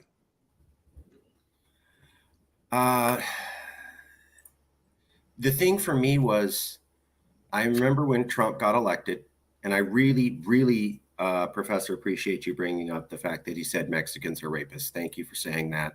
I have colleagues and friends who I respect, but they feel he didn't say that, and that's ridiculous. Okay, we heard him. I know. I don't. At some point, you don't want to argue with friends and family to the end of the earth. You're like, okay, well, obviously you're wrong, but we can live with each other. Play the tape for them. I mean, you said it. I've been there, and I'm like, it's not. They are. It's not. It's there. It's not there as they own. It's they are as they are. Okay. Anyways, I've got a lifelong friend who is, an Arizonan and I mean, I just can't. I mean, let's agree to disagree. It's not about politics. It was about politics, sure, of course. It's about human values. I mean, anybody that can allow so much damage and so much, to try to kill Medicare, to try to cut Social Security, not to give aid to, all these things. Sorry, it's a question of values. And I mean, if you play by the rules and you win, okay, fine, you win. So, whatever it is, okay, that's how it is. It's how our system works. But if you cheat, or if you refuse to accept, the established outcome of an election, then I'm sorry, it's not politics, it's values. And that's the thing that gets me is, Trump was supposed to be completely repudiated during his 4 years. He wasn't. He was supposed to be repudiated during 2 different impeachment trials. He wasn't. He was supposed to be repudiated after January 6th. He wasn't. So it's years later. We're still talking about this guy, and he still has his base. So I'm agreeing with you. I think that's absolutely true, and that's what scares the hell out of me, because why was he not impeached 2 times? Look at the Senate. I mean, why? And this is the problem. So it's not just Trump. It's all these people. I mean, listen to Jim Jordan, or this Blackburn woman from wherever she's from, ask questions. I mean, listen to the way they try to get facts. I mean, listen to the line of questioning in the Senate impeachment trials. It's one thing to think it really wasn't an impeachable thing. It's another thing to yell and scream and just I'm sorry. I look at this as a reporter. I look at this as someone who balances the words that I hear, and I read the faces, and I listen, and I look at facts. And this is not a sentiment. I mean, this is not my leanings. This is what I see as a there's a whole big thing about, can you be objective if you're a reporter? No, I'm Christian Right. Amanpour's got a good phrase, truthful but not neutral. I mean, you base Ah, your judgments on what you see and what facts tell you. And these are not good people. Not all Republicans. I mean, but look what's happened to the good ones. Look what's happened to Kinzinger. Look what's happened to Liz Cheney. Look what's happened to. when that, yeah, so that it's not a good sign that Trump hasn't been repudiated. I can't tell you how many times I was sitting there with the fellow liberals, and they're going, "Okay, well, this is it.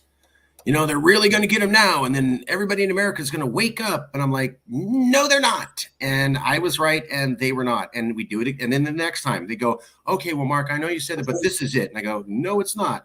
Same. We did this 3-4 times, and finally the fourth time, I'm like, "I'm not playing your games anymore. You guys go ahead and wind yourself up." It's the This labels. country hasn't learned nothing about him. It's the labels. We're talking about 340 million disparate people, and we're lumping them into two groups: liberal, conservative. I mean, that's insane. That's insane. Fair. I mean, you can't. Fair. You progressive. What's the progressive? Yeah, I mean, fair. But there's definitely people didn't get it. They didn't see a problem with January 6th. They didn't see a problem with questioning an election. They didn't see a problem with cozying up to a foreign leader. They just for years we should have got it more than we did. But you got to outvote them. Were thinking you got to outvote them. That's all. Just have to outvote them. Well, let me ask you that. So this is a map, and this map comes from the New York Times. How large is the divide between red and blue America? November 2016. What they're getting at is related to some reporting NPR did on the book called The Big Sort. NPR started covering about the book The Big Sort in 2008. They did follow-up reporting in 2017 and in 2022. And basically what it said was, since basically the year 2000, people have been moving to communities that fit their ideology. And that has massively changed the political dynamics. So if you go back to 1992, which is the map in the top left, so top left corner, what you're going to see is a map that's half gray. There's some red blotches in the middle and then blue blotches. What that means is that red is where don't even run if you're a Democrat, you have no chance. Blue is don't even run as a Republican, you have no chance. But gray is you could run as a Republican or a Democrat, like you were saying, Mort. Hey, I'll go with the best candidate. Maybe I typically vote this way, but I'm open. They're competitive elections. And then you can look at the map in 96, 2000, 2004, 2008, 2012, 2016. These maps are at the county level. And what they're basically showing is we have almost totally wiped out competitive counties. And we're now almost completely a polarized country of hardcore red districts and hardcore blue districts. And that's going from 1990 to 2016. 2016 is the election that Trump got participated in. If Trump made things worse, is there any chance we ever go back to a competitive election America?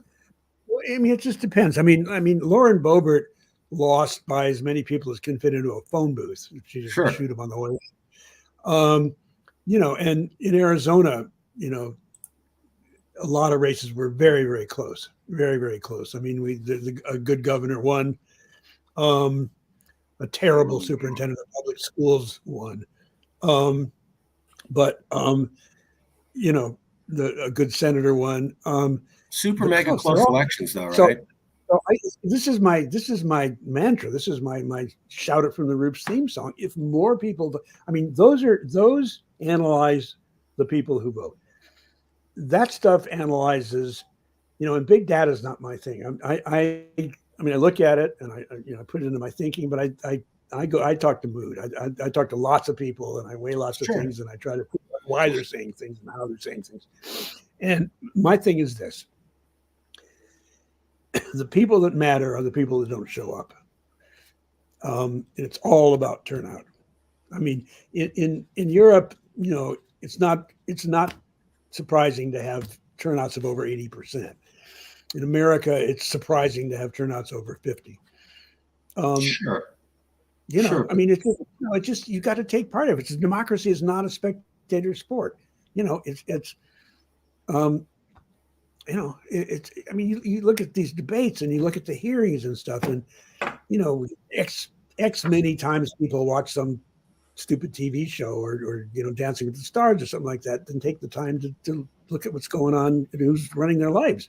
fair. But how does getting more voters make us less polarized? For example, No, in the but 2020 well, in the no, 2020 election, we had record turnout on both sides, all sorts of new voters coming forward, just as polarized.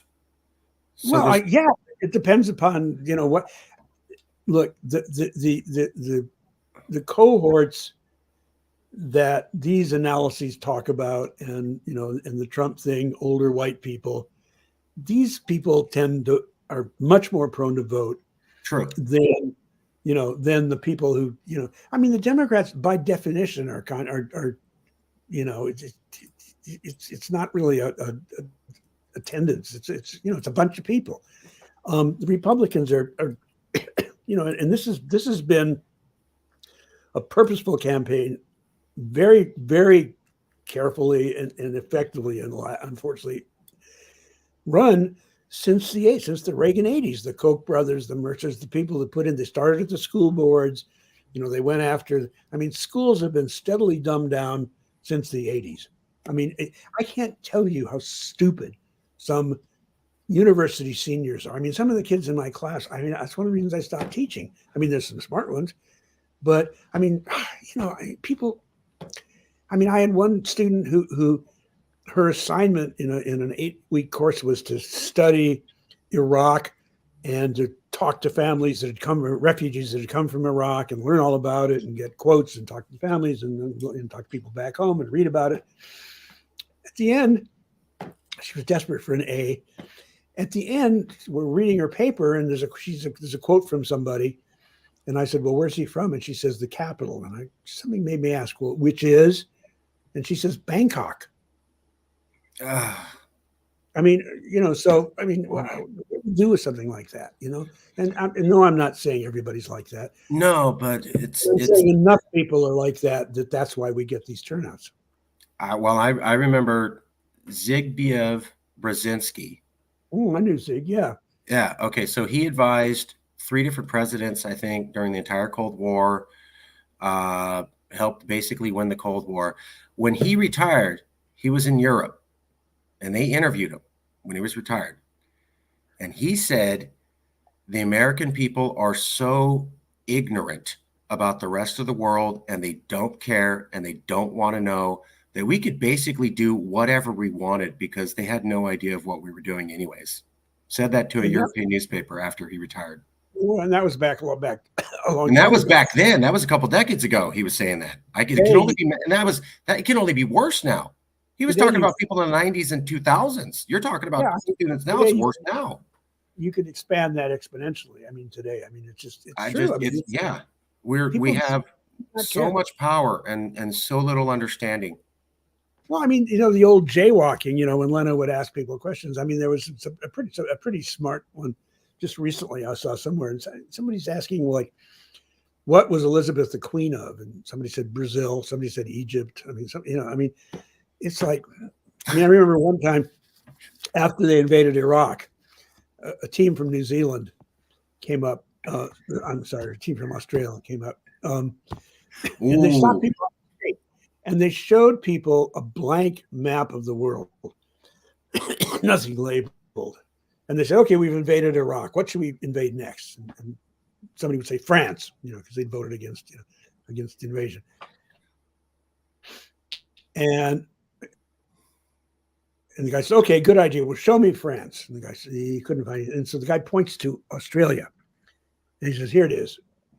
And the guy says, "No, sorry." He points to New Zealand, and he says, "Here it is." And the guy said, "Oh, well, I didn't know it was that far away." "Well, let's see. Then we would put troops here, and he put troops here, and he's got troops in Tasmania. And it's, I mean, it's the level You know, I've seen those videos. There's some on TikTok. There's a young man on TikTok, and what he does is he goes and he talks to other young people, everyone under 25, and he goes, simple questions like, how many states are in America? What is a senator? What's the difference between the president and a Congress member? And they'll be like, how many senators are there? There's 50. And he looks at the camera and he goes, that's correct. And then goes to the next video. And they have no idea. Whatever they say, he backs them up. He goes, yeah, that's right. I was in the U.S. consulate once, and I was overhearing a guy who had lost his passport, and he was talking to a consular officer. And the guy was going to give him an emergency passport. He says, well, let me ask you some questions to make sure you're a citizen. He says, name the senators in your state. And the guy goes, he says, okay, no problem. If you had given me the names, I'd have thought you were phony. Yeah, yes. I was people like, how do we fix America? And I go, well, the thing is, if you immigrate legally, you have to study all this stuff.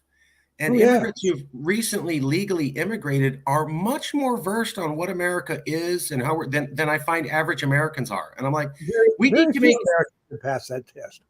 That's what I'm saying. We need to make the new high. This is my idea. I'm not going to get this. We're going to get back on topic, everybody. This is just some. You don't get to graduate unless you can pass the immigrants exam.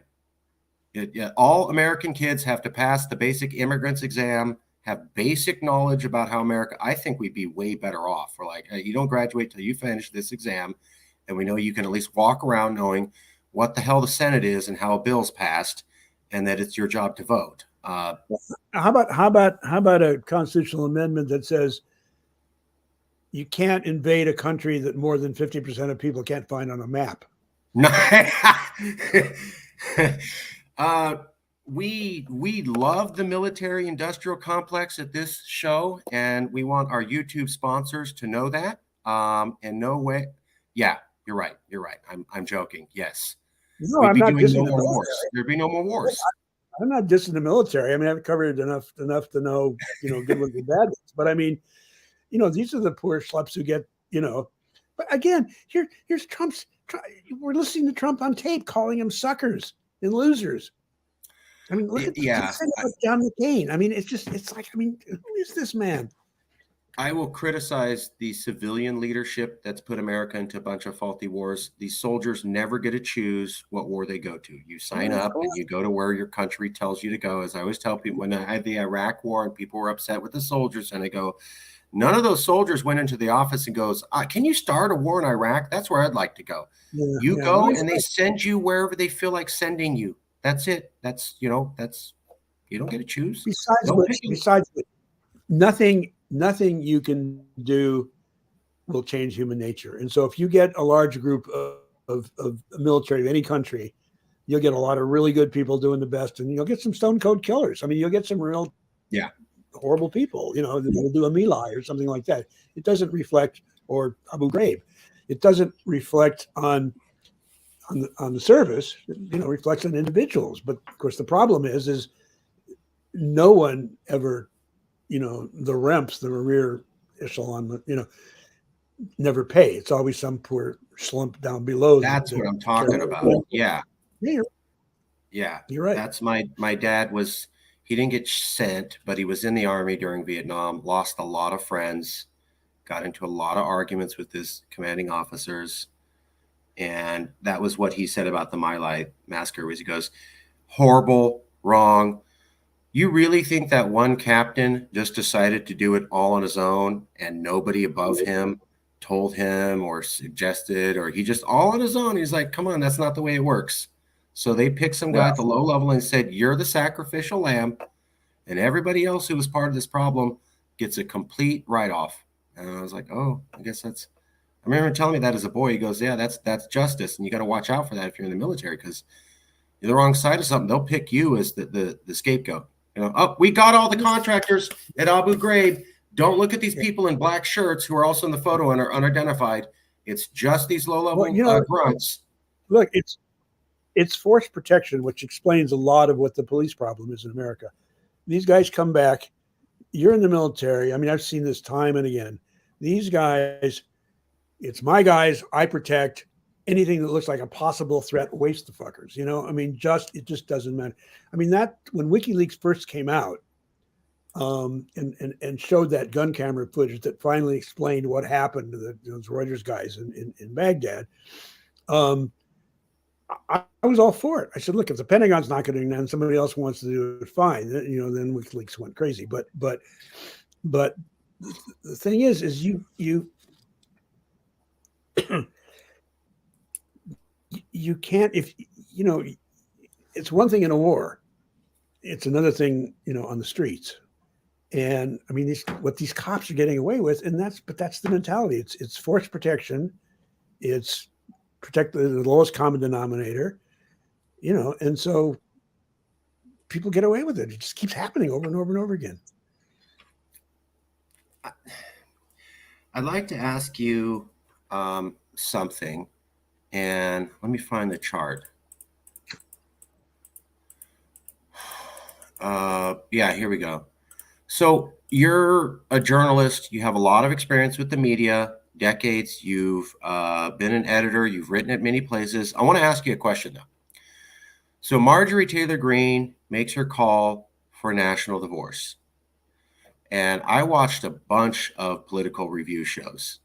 And basically, I saw people on the left and people on the right all say the same thing within 12 hours of her speech, what I thought was really bizarre, because I'm like, why are people who hate each other supposedly having the exact same talking points within 12 hours? And it went something like this.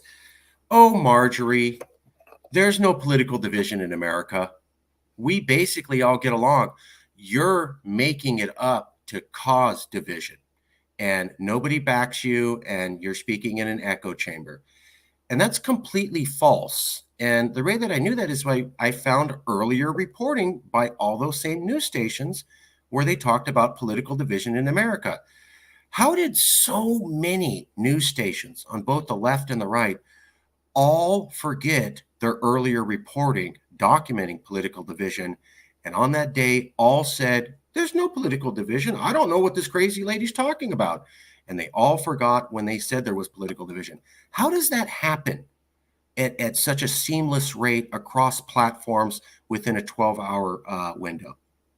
Because news organizations are made up of a lot of different individuals, and some are good and some aren't. And I mean, I just saw, an AP thing that was talking about, I forgot what it was about, but it mentioned Joe Biden's disastrous debacle leaving Afghanistan. And I've gone on long about that. I won't do that again, but it wasn't. It was just somebody who has no idea. And I looked it up, and this person was, no, I'm sorry. I apologize. It actually, one AP thing did, but another one was even worse. And I looked the woman up. She was on 537. She was on. Oh yeah, Nate. I looked it up. The woman is 22 years old. She's just got out of school. She's just taken stuff from somebody else, which is nothing wrong with that. You got to start someplace. We need new people. Guys like me are in high school. Sure. It's great that there are new people and they've got new energy and new skills and all that stuff. But this is serious business.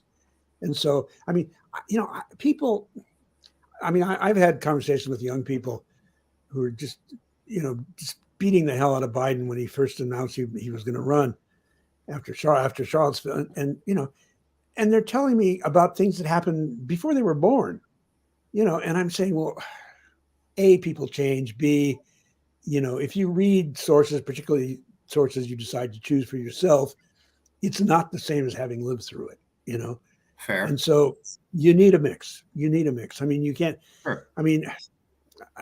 I happen to be a crazy uncle, but this ageist bullshit about crazy uncles.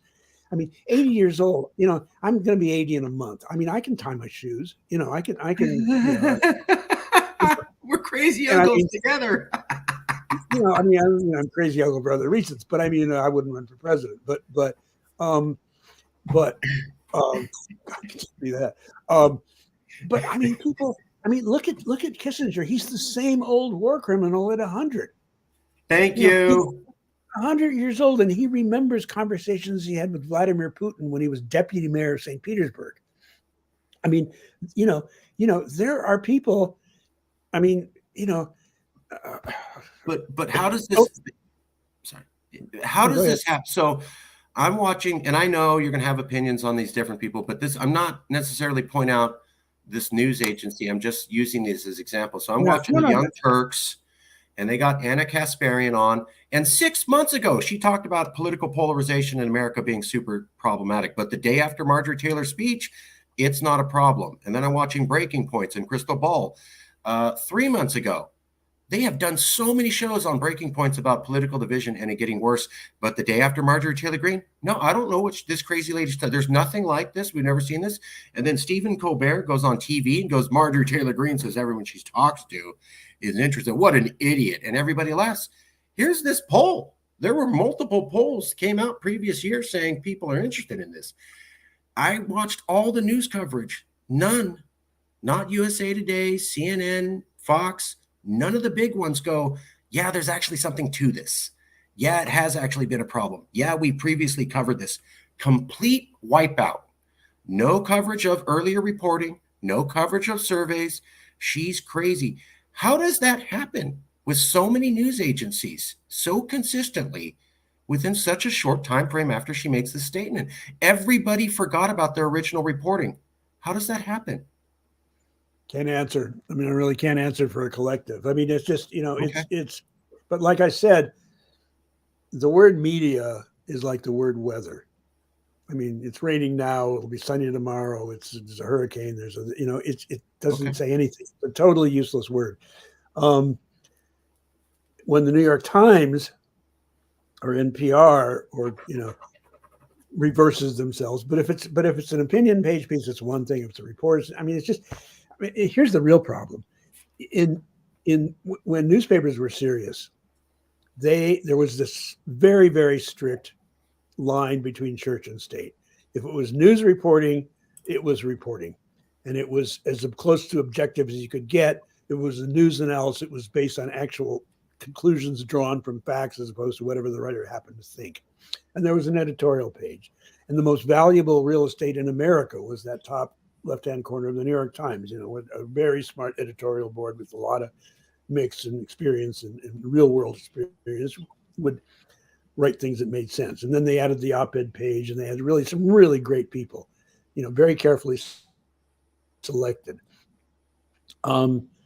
Today, it's all things to all people, trying to attract people that can't read. And so 5% of the New York Times is the most essential thing we have in the world. And the other 95% is crap fish. That can be taken too much. But what I'm saying is there's too much. There's too much. You need editing. And we don't have that anymore. It's a 24-hour service. They give you like Twitter feeds developing and, minute to minute on these things. The most important thing from a newspaper standpoint used to be that meeting toward the end of the afternoon when all the section editors would get together with, the editor, and they would decide what goes on the front page and why. And you would get a printed newspaper, and the big story would be on the right-hand side at the top of the big headline. The off lead could be an interesting story or something that mattered. If a story was important, it would be on the front page. It would jump inside. You wouldn't have ads. You wouldn't have bullshit. And then if you wanted opinions and you'd go to the editorial page, then they started adding sections and stuff. That basic rule, the separation of church and state, was what really mattered, because it didn't. If you were a newspaper owner or a family or a group, your profitability depended upon your credibility. If people didn't believe you, or people thought you weren't giving objective news or balancing it out, they would buy somebody else. And so you would get really extreme papers like the New Hampshire, that crazy guy who had real strong opinions. He kept his opinions on his page. And you read them or don't read them or agree or think he's a nut, whatever. But if it was in the news columns, it was AP, or it was, a reporter that was a reporter. That didn't give you an opinion, gave you what, they could get the facts wrong. You can make a lot of, I've made a million stupid mistakes in my life, but I've never alternate fact on purpose. I mean, I chop off an ear before I do that. It's just where my professional thing goes. And there's a lot of people like me. You know, I'm a wire animal. I work for the AP. We went to 10,000 different subscribers, including crazy Marxist leftist regimes and right-wing dictatorships and everybody in between. We couldn't slant the news as we wanted to. Now True. you have so many things that are just, I mean, it's like an oil company. Okay, an oil company, somehow gets access to a common good, to something that's been under the ground for a very long time and belongs to the planet. Okay. And it just gets it. And but to get it, it's got to find it. It's got to, do all the research. It's got to bribe congressmen. It's got to, refine it and distribute it. And, it's a lot of expense. A news outlet, as opposed to an organization, a news outlet can just pull it out of the air. Could just take it off Facebook or make it up or get it third hand or sit at his mother's kitchen table in South Dakota and put out a news agency. And so where's the accountability? That's so a you've good got point. to go back. You've got to go back to trusted names.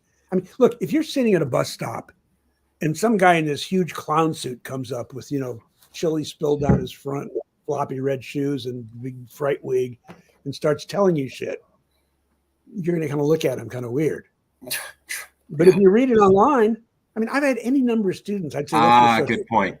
I have any number of students. I say, what's your source? They say the internet. The internet's not a source. And that's the People. problem. Did you talk to? I talked to people. Yeah. Well, I Trump. interviewed humans. Well, Trump is famous for this. I've heard someone says, or they tell me, or people say. Right. Yeah. Yes. Yeah. I would ask this question. I just found it really, really bizarre that many people that I'd seen on the news who are not young, had been there for a while, and who I'd seen cover political division somehow forgot their earlier reporting when the political climate was very high. And I saw many of them do it. And I just thought, wow, that's bizarre. I can't prove that. But it almost seems like they didn't want to bring it up, so they didn't have to give weight to what Marjorie Taylor Greene was saying, because then it would seem like she was saying something that's kind of true. Maybe she's crazy and dumb and inartful, but she's kind of speaking facts and nobody really wanted to back her up. I can't prove that, but just what an incredible chance coincidence. Yeah, I just got to say, I see that woman's name and I move on. To me, it's just fair enough. But oddities in life. Fair enough. But you were talking a lot about journalistic standards and how you've had them for a while, and this new generation doesn't. I remember when being a journalist, it used to mean talking to nasty people, going to nasty places, seeing what horrible people had to say and presenting it to the other side. And now there seems to be no interest in that. You're an ugly, disgusting person. I don't want to talk to you. Okay, but you're in power. Yeah. And I remember when you used to do that. No, but it depends. I mean, if you someone who calls the German secret police gazpacho, sorry. True, I get it. But if this is not but if Charles Manson, I understand, but if Charles Manson says 15 crazy statements and his 16th statement is 2 + 2 = 4, we shouldn't go, well, let's just ignore that one too. Because most of what he says is crazy. Well, that was a fact. I don't go to Charles Manson for a math lesson. I mean, I write about Charles Manson because he's a murderer. I'm just saying she presented facts and almost nobody acknowledged that. I'm not defending her. Because you ruin your credibility. Look, the most important thing to me, besides family and friends, is credibility that I've learned, credibility I've earned over a very long lifetime. And I mean, I can say a lot of outrageous, things that get people pissed off and stuff like that. But down deep, And it's why I call the Mort report the nonprofit, and profit is in profit. I Like saw you're not that. going to get future. Um, I will never say if I'm giving my opinion about something, I will say so. But and so so if you talk, I mean, and so I look at sources and I look at people I talk to. If I want to talk to somebody about mass murders, I'll go to Manson. If I want to talk to somebody about Congress, I'll go to a real congressperson. But I'm not going to take Marjorie Taylor Greene seriously, only to the extent that she and a handful of other crazies have got, Kevin McCarthy giving away the country. That's the part that concerns me. I hear you. I just, it's just interesting that somebody could be saying facts, and we could say, yeah, but you're such a horrible source. I can't acknowledge that what you're saying is true, even though it is true. But if you've said so many stupid wrong things, then and how can I trust what you say?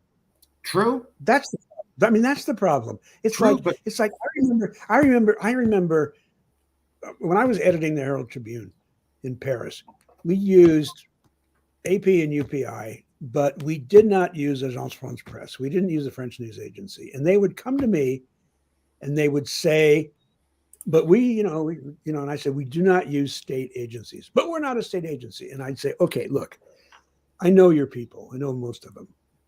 Some of them are really good reporters and really so and so. But I also know that you've got, this is talking of that time back in the 70s. You've got, agents, in some countries. You've got, and so, but we're owned by newspapers like the AP. So yes, true, except that in the Elysee Palace, there's like 14 printers on every floor, and they all pay full price. So, it's not, it's not the same as a disinterested news agency. And granted, it's very hard to find anything right now, and the AP's got a lot of problems now, but different ones. I mean, it's another issue, but everybody does now. I get what you're saying. I get what you're saying. I think it's sad that, I mean, maybe this is just my childhood understanding of it, was that, I thought it was like, somebody says something, and at least we have this industry full of people who will fact check it and tell us if it's true or not. And now I think I'm hearing, well, they'll fact check it if they think the person's reasonable enough to fact check. And I remember Elizabeth Thanos. No, I'm sorry. No, go ahead. Elizabeth what? Elizabeth Thanos. She was president of some corporation with working on medicines, and she just got tried for lying. Oh, right. Oh, yeah, of course. Yeah. No, that was a whole huge scam, right? Yeah.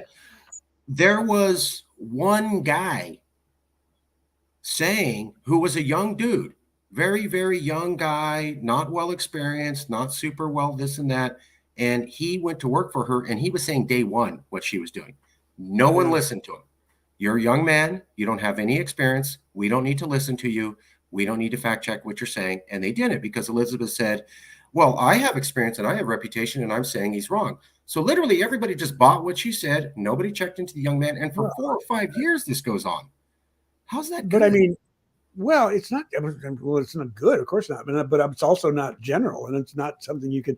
It depends on the situation. If somebody comes to me, and this has happened a lot, somebody comes to me and says something that, that doesn't go with the general flow and casts really serious aspersions on something, you do what a reporter does. You check it out.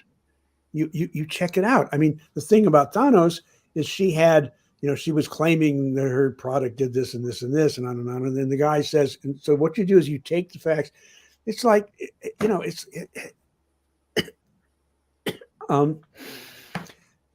Ellsberg, you come up with stuff and they give you a bunch of papers that you don't know where they really came from, but you check it out and you follow it down. And if you find there's truth in it, you substantiate it with other sources, and then you can use it. You don't just, if it's important and if it's interesting, then you follow it up. If it's just somebody saying something, then so what? Fair enough. It's just, if people had bothered to look into what that young man was saying, and if they had bothered to look past his reputation, she would have been stopped 3 to 4 years before. And a lot of people would not be dead or harmed. Well, this is what I said. But this is what I was saying about Newsday and about Santos. Is there was a time not that long ago when Newsday was a really, really good paper. I mean, Roy Gutman was the one that exposed the Serb death camps. I mean, it's a really solid newspaper. They had really good investigators, and they followed things up, and they had a staff. And so a guy like Santos shows up. The first thing you do is check him out. I mean, they're watchdogs. They're going to bark, and it didn't happen this time because of all the reasons why corporate raiders and vulture hedge funds and big chains are stripping newspapers bare. I mean, the paper I grew up on, I mean, my first employer, the Arizona Daily Star, was a wonderful paper. It was run by an incredible, a crazy guy. He used to scream and yell all the time, but, damn it, he was, and he was, he went off and sent himself to war and covered the fall of Hitler. And I mean, long story, but it's owned by, this company that's just fired almost the entire staff. I mean, it doesn't have, it's gone. And it's just, and you've seen the story everywhere. I mean, everybody knows about the hedge fund raiders and the demise of newspapers. We just don't have what we had before because people just don't demand it. I encourage everybody.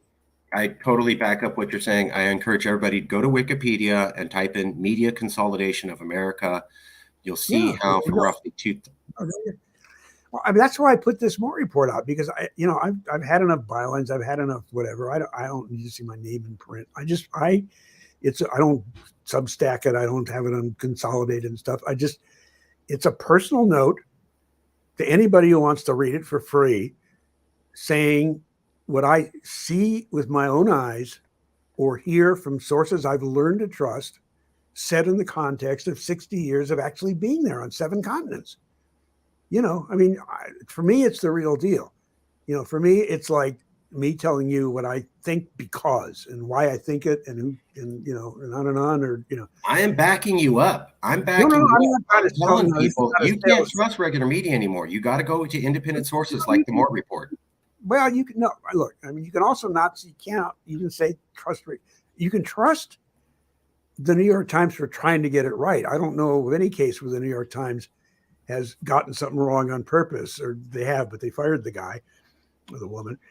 And a lot of the legacy media, are really careful to not get things wrong.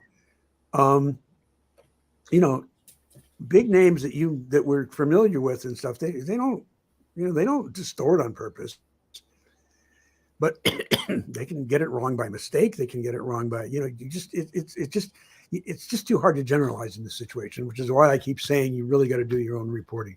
You triangulate. I mean, the key here is triangulate. You hear it from one source that sounds reasonable. You go to another source to check it out, and you get a third source to set it into a context. And then it's maybe kind of solid. I mean, fake news is pretty easy to spot. I mean, fake news is not the problem. If you fall for obvious fake news, then you're not trying. Badly reported real news is the real problem. How about what's your feelings on the Washington Post? Just real quick. I don't want to get too sidetracked. Well, I mean, it was a fabulous paper. It went through some problems. Jeff Bezos put a lot of money into it, and it remained a good paper because Marty Baron was a very good editor, and he kept it very solid. Now,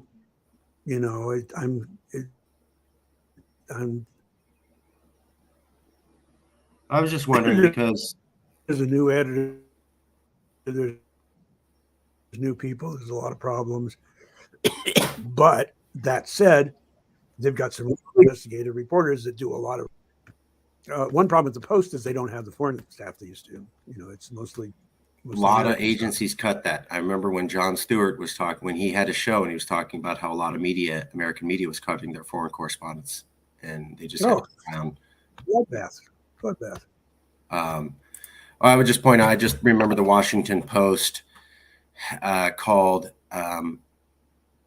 al-Baghdadi, the leader of the ISIS terrorist group, an austere religious scholar the day that he died, and they were lampooned and lambasted for that.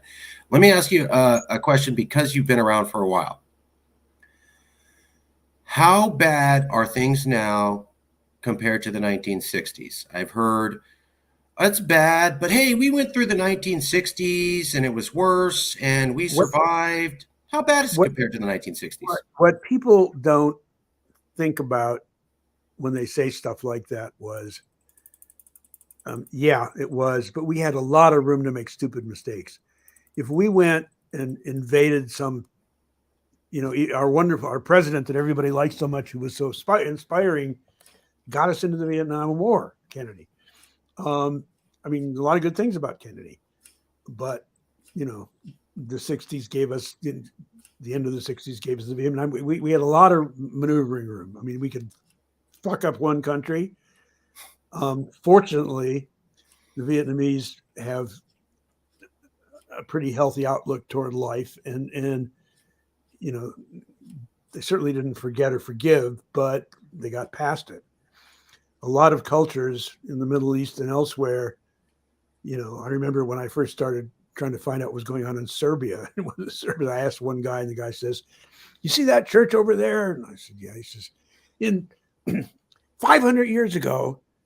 And I said, wait a minute, I'm talking about today. He says, "I'm talking about today." You know what I mean? It goes back a long way, some people. So you need to keep things in context. But in the 60s, okay, so we had a lot of room to make mistakes. Now, I mean, we are on a knife edge. I mean, I see friends of mine that have my neighbor here, a really good kid, just had a baby boy.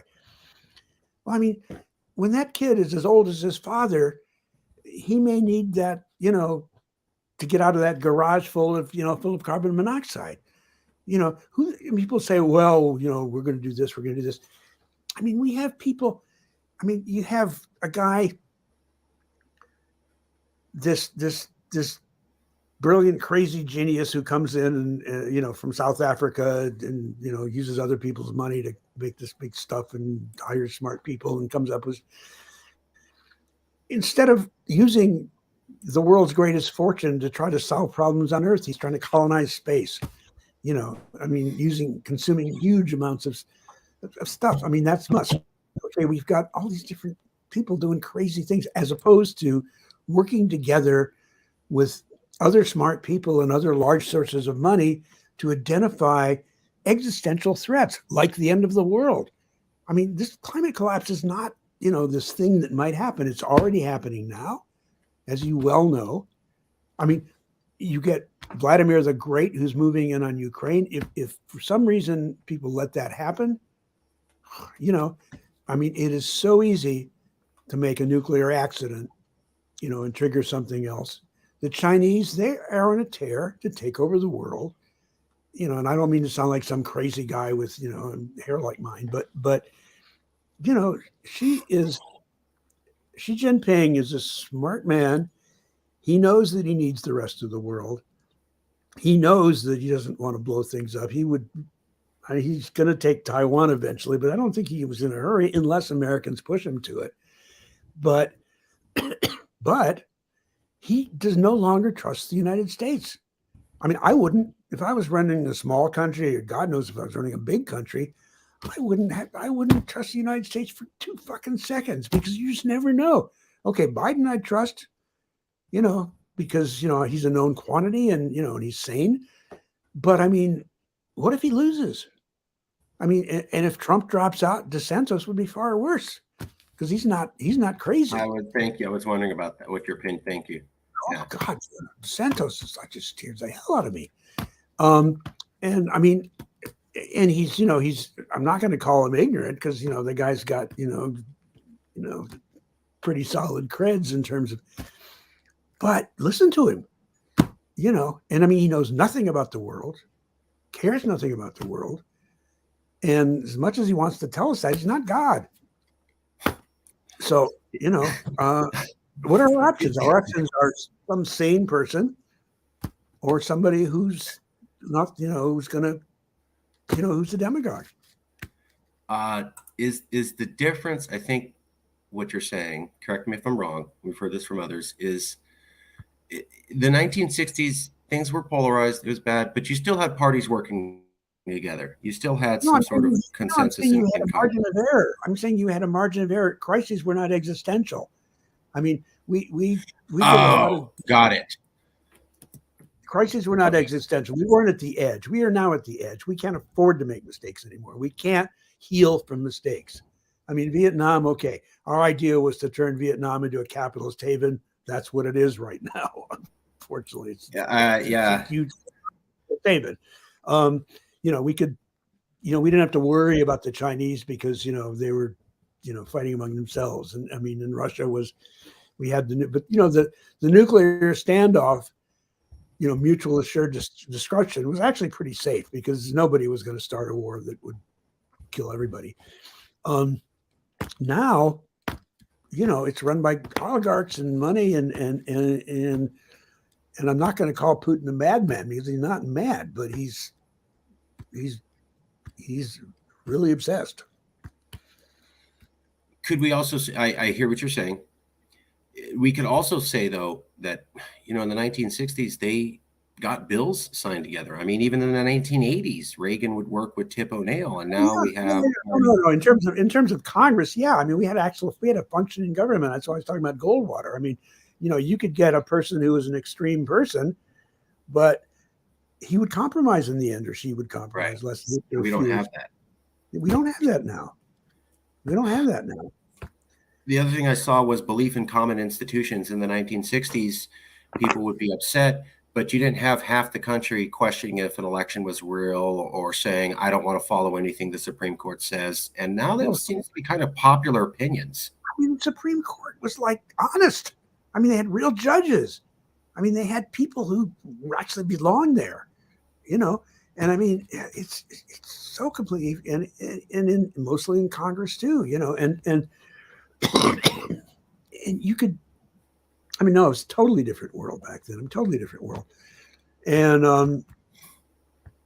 no, I mean, in so many ways, we are really in deep shit. And the worst part of it all is that too few people realize how deep and how easy it is to climb out of it. Not easy, but I mean, no, not easy, but how we still have the vote. I mean, for all we say, I mean, the Constitution still holds, and it's going to hold, and it's going to hold until 2024. After 2024, all bets are off. That's what I think. Fair. So yeah, the 1960s, the crises were not existential. People would still work together to some degree, no matter how angry they were. And Americans still believed in common institutions. We've lost all of that. Things are now existential crises, no room for a mistake, no compromise, no working together in Congress. And most Americans don't really have a shared belief in any of the institutions. Let me ask you, so this is a map. I know it's a little bit difficult to see, but this is a map from 538.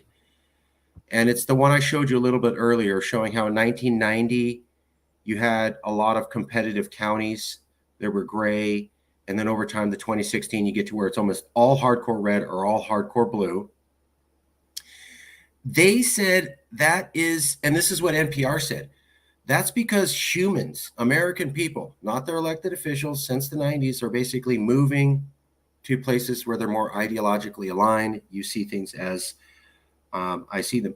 They are saying that it's not gerrymandering. Gerrymandering is a problem, but the real reason for the polarization is that Americans don't like hanging out with fellow Americans who don't share their political opinions, and we have been sorting ourselves, and that the self-sorting demographically is more reflective of the polarization than gerrymandering. Yes, gerrymandering is bad.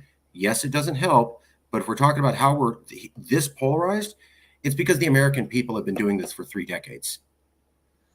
Thoughts, feelings? Yeah, I mean, again, I'm no political scientist, but I mean, there is something to that. I mean, you get I mean, you take a place like Arizona where, I mean, the rural areas of Arizona were always pretty conservative. Now you've got a lot of people, there was a Dristan commercial back, I think, in the 60s about send your sinuses to Arizona. And of course, a lot of people did, and they insisted on coming along with them. And so, we've got all these people, all of these crazies in Arizona. Almost every single one of them is from somewhere else. Crazy Joe, the sheriff, Sheriff Arpaio. Oh, right. He's from Baltimore. I mean, Really? Yeah, Janet, what's her face? The governor that stuck her Napolitano. nose up your finger. No, she was good. The governor who stuck her finger up Obama's nose. Oh, Jan Brewer, yeah. Yeah, Jan Brewer. That was ridiculous.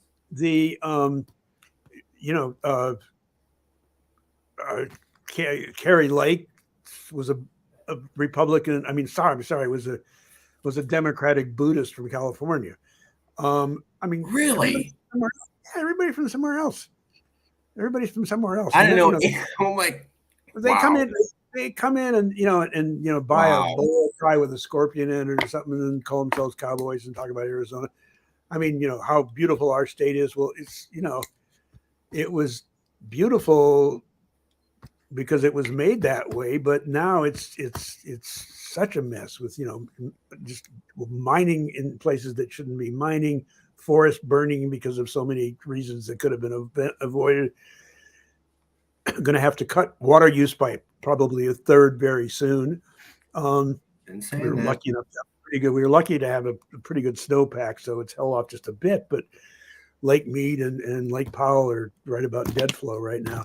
I mean, it's insane, and it's people from the outside that brought their big money to Arizona and bought up huge land, and they're just using the water like crazy. I have to say, I'm not going to get sidetracked, but again, you're saying something. It'd be easy to talk to you for like 15 hours. You're so right about climate change. I'm not going to get sidetracked. I'll just point out something I wanted to mention was people, if you're interested in climate change, you should look up NASA's crop projections for 2045. We're going to be able to produce 50% of the food we can make now. So by 2045, in 20 years, we're going to have a hard time feeding ourselves. That's what NASA says. And also, I did an interview with Warner Brothers Music on some political activism I had done. And one of the sections we interviewed on was on water. And I said, the Colorado River is going away. I understand people want to fight over it, but a thing called Mother Nature is going to wipe it out because we're not moving fast enough to fix this problem. And they completely cut the whole section. And I was like, oh, really? And then, they cut the whole thing. And then a few months later, they go, oh, yeah, it's a problem. When they divvied up the Colorado River in 1922, they apportioned more water than the river produced back then, when there were about 12 people in Arizona and 200 in California. And it's just total insanity. It's total insanity in the water in Arizona, but that's another 2 hours. Yeah, maybe I'll have you back to do random questions. Well, it's just simple things like when they built the Central Arizona project that brought water down from Phoenix, they decided not to cover it to save some money. So 50% of it has gone to evaporation. It's like in Phoenix, they still water their front lawns by flooding them. You fly to Tucson and you see this entire thing of blue dots, swimming pools in people's backyards. It's just, lush gardens. Anyway. Yep. Lawns here. As we're winding down, I wanted to ask you one of the last questions. So we've talked about how bad the situation is, how it compares to other countries based upon your experience from traveling around the world and reporting many places over decades. When Marjorie Taylor Greene said that we needed national divorce, besides deriding her, there were two responses. One was from a Utah governor who says, we don't need national divorce. We need marriage counseling. They didn't define that. What is marriage counseling for a population of 300 million people whose Yeah, this I mean, divided look like? it's a clever thing to say, but I mean, it's it's a nice figure of speech, but I mean, which actually makes some sense. But again, I mean, on Marjorie Taylor Greene, I've got nothing really to say. Sure, but let's ignore she exists. Some blank person X, Robotron, chat AI comes forward and says, we're politically divided. And then somebody says, hey, we don't need to split states. We don't need secession. We don't need states separating. We need marriage counseling. What does marriage counseling look like for our divided country that survived January 6th look like? I mean, who does that? How does that work? Can we bring two populations back together? I got multiple polls I haven't even covered where it was like 80% of Biden voters and 80% of Trump voters, at least in the last 2 years, said, I see the other side as the enemy. So how do we merge everybody back together and sing Kumbaya and start seeing each other as fellow brothers and sisters? Lobotomies? Mark, I haven't got an answer. I really don't. You can't. Okay. I come back to my main mantra: vote. Just if you care about your family, if you care about the future, if you care about anything, just get yourself and anybody else you can get together to show up at the polls and elect better people. You're right. Either party, just elect better people. Elect sane. You're absolutely right. You're absolutely right. And get involved in your school board elections. I think you were talking about how the Republicans. Yeah, absolutely. It's got to be. Look, every level, school board, city councils, county commissioners, every level, because most of the damage is happening at the lower levels. Thank you. I've told people, get involved. Your local elections and your school board are going to have you're going to have more impact there than other stuff. You vote at everything, but I mean, state legislatures are really where it gets, because I mean, if people now start deconstructing and demanding states' rights and state approval of things, we're screwed. Well, let's go to that. Someone said, we don't need to split states up. We don't need states to leave. We just need to return to federalism. And then that would reduce the tension. And what they were pointing at was Donald Trump gets elected. California's scared of what power he's going to have, so they talk about seceding. Joseph Biden gets elected. Texas is worried about the power he has, so they talk about seceding. If we had federalism, people wouldn't be as scared when somebody gets elected. Well, true, false? It just depends. I mean, if you have a national executive, a national president who understands what the real job is, to protect the people. If you had a situation like a pandemic, you would federalize that, because you've got the CDC, you've got Fauci, you've got a really good system. You would pool resources. You wouldn't decide whether the state was red or blue, whether they got stuff. You wouldn't make people compete. You would have not only saved multiple billions of dollars, you would have saved multiple hundreds of thousands of lives. I mean, that shit show of making states fight against themselves and fight against Europe and trying to hog stuff. And I mean, that's a situation that has to be dealt at a federal level. I mean, law enforcement should be, but it never will. I mean, it's just too divided up there. I forgot the figure. It's like 3,000 or 35,000 different law enforcement agencies. That's another problem. But some things should be, but we got a constitution, so, you can't just decide you're going to do this, you're going to do this. The problem is the Constitution was written at a time, as solid a document as it is. I just read Ron Cherno's amazing book on, Hamilton, of course, but, Grant, everything he's done. And it just shows how, what they were talking about then and what the situations were. I mean, for example, this famous Second Amendment. The Second Amendment was so you could have a fucking blunderbuss leaning against your door frame in case the British came back. That's what the Second Amendment was about. Great reference. they could call up a militia if they needed a militia without having to go through a whole big thing and give people arms. They didn't know about assault rifles back then. You know, if you had a rifle, you had to stick a wadding in it and shove a thing down it, and you had one shot. You know, and you needed it in case the British came back, which they did, and they did less damage than Trump's crowd did on January 6th. I mean, well, not really. Burned it down. Yeah. Psychologically more damaging. Yeah, well, Americans do that. Well, but it was a foreign country. It's one thing to be invaded by a foreign country. If you're invaded by your own president, that's serious. Yeah. Foreign invasion is very different from a domestic coup. It's one thing to have foreigners come, because then you can the people will normally come together.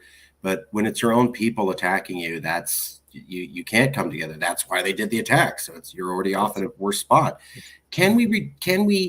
Is it even a good idea? Let's say the federal government had half the power it has now, and that power went back to the states. Would that calm things down, in your opinion? I don't think so. No, I don't trust states governments. I really don't. I mean, you look at some of these crazy ass states. No, I'm personally much more in favor of a stronger federal government with sensible people.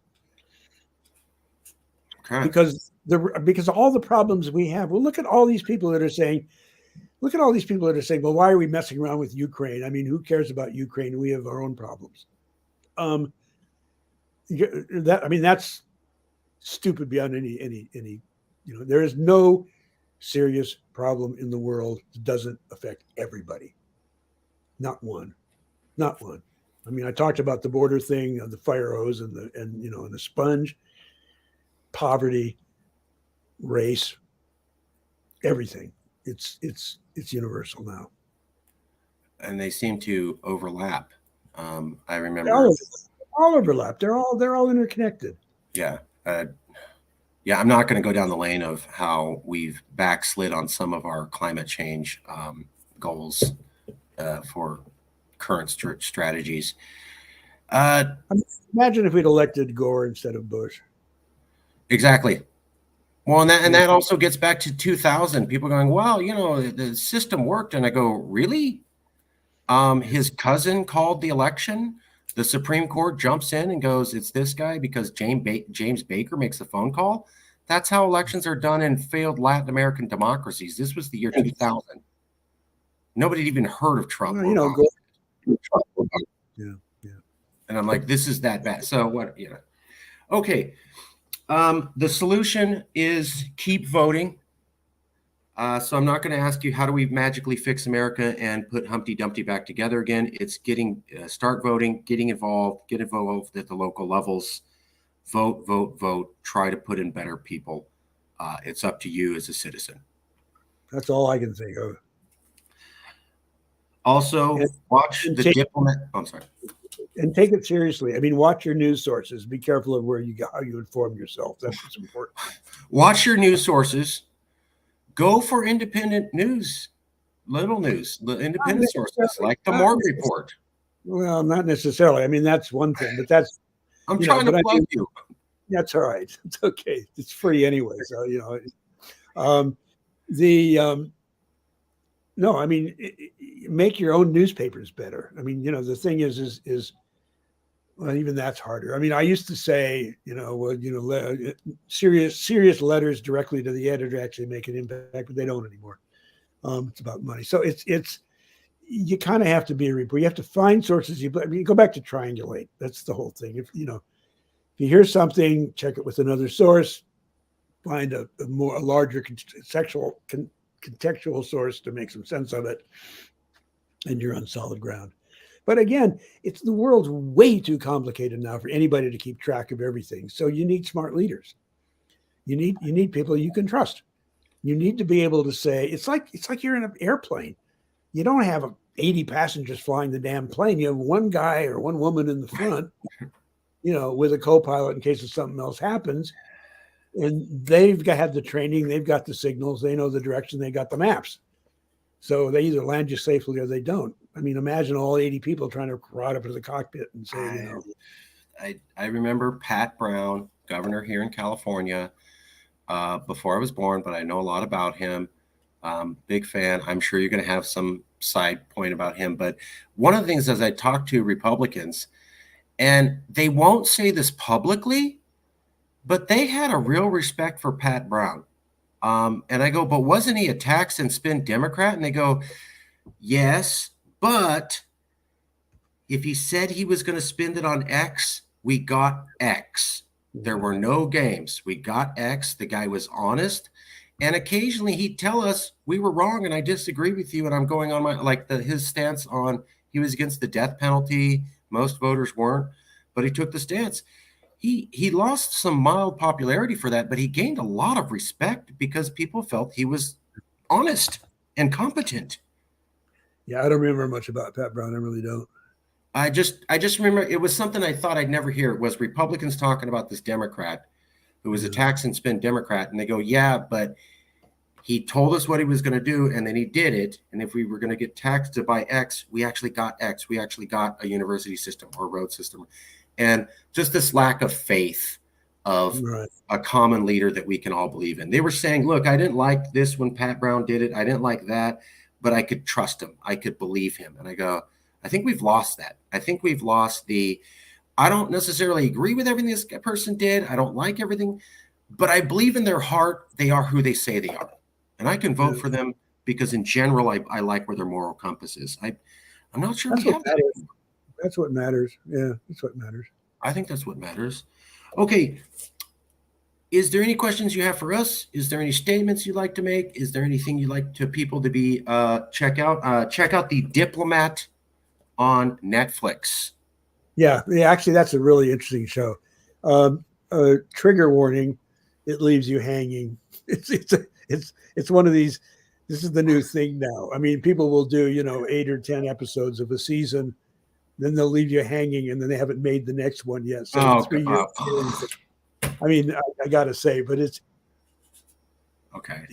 But what's interesting about it and what's important about it is it shows how complex real foreign policy really is. This web of internet of connections and trust and the way, I mean, what you see on the surface is usually 180 degrees different from what's really happening, which is why, you cannot second guess foreign policy. You have to trust who's doing it. Fair. I also remember a group called the Wise Men who told President Kennedy we could win in Vietnam. They were wrong. But that's different. Those are advisors and counselors. The neocons were wrong about to Bush too. But I'm talking about people like Marie Yovanovitch who could have actually brokered something smart in Ukraine. And you're talking about the actual staff, the experts. I'm talking about doing diplomacy. You have somebody who knows what he's doing or she's doing. Okay. Here's a question I always ask people. Picture someone's watching this interview.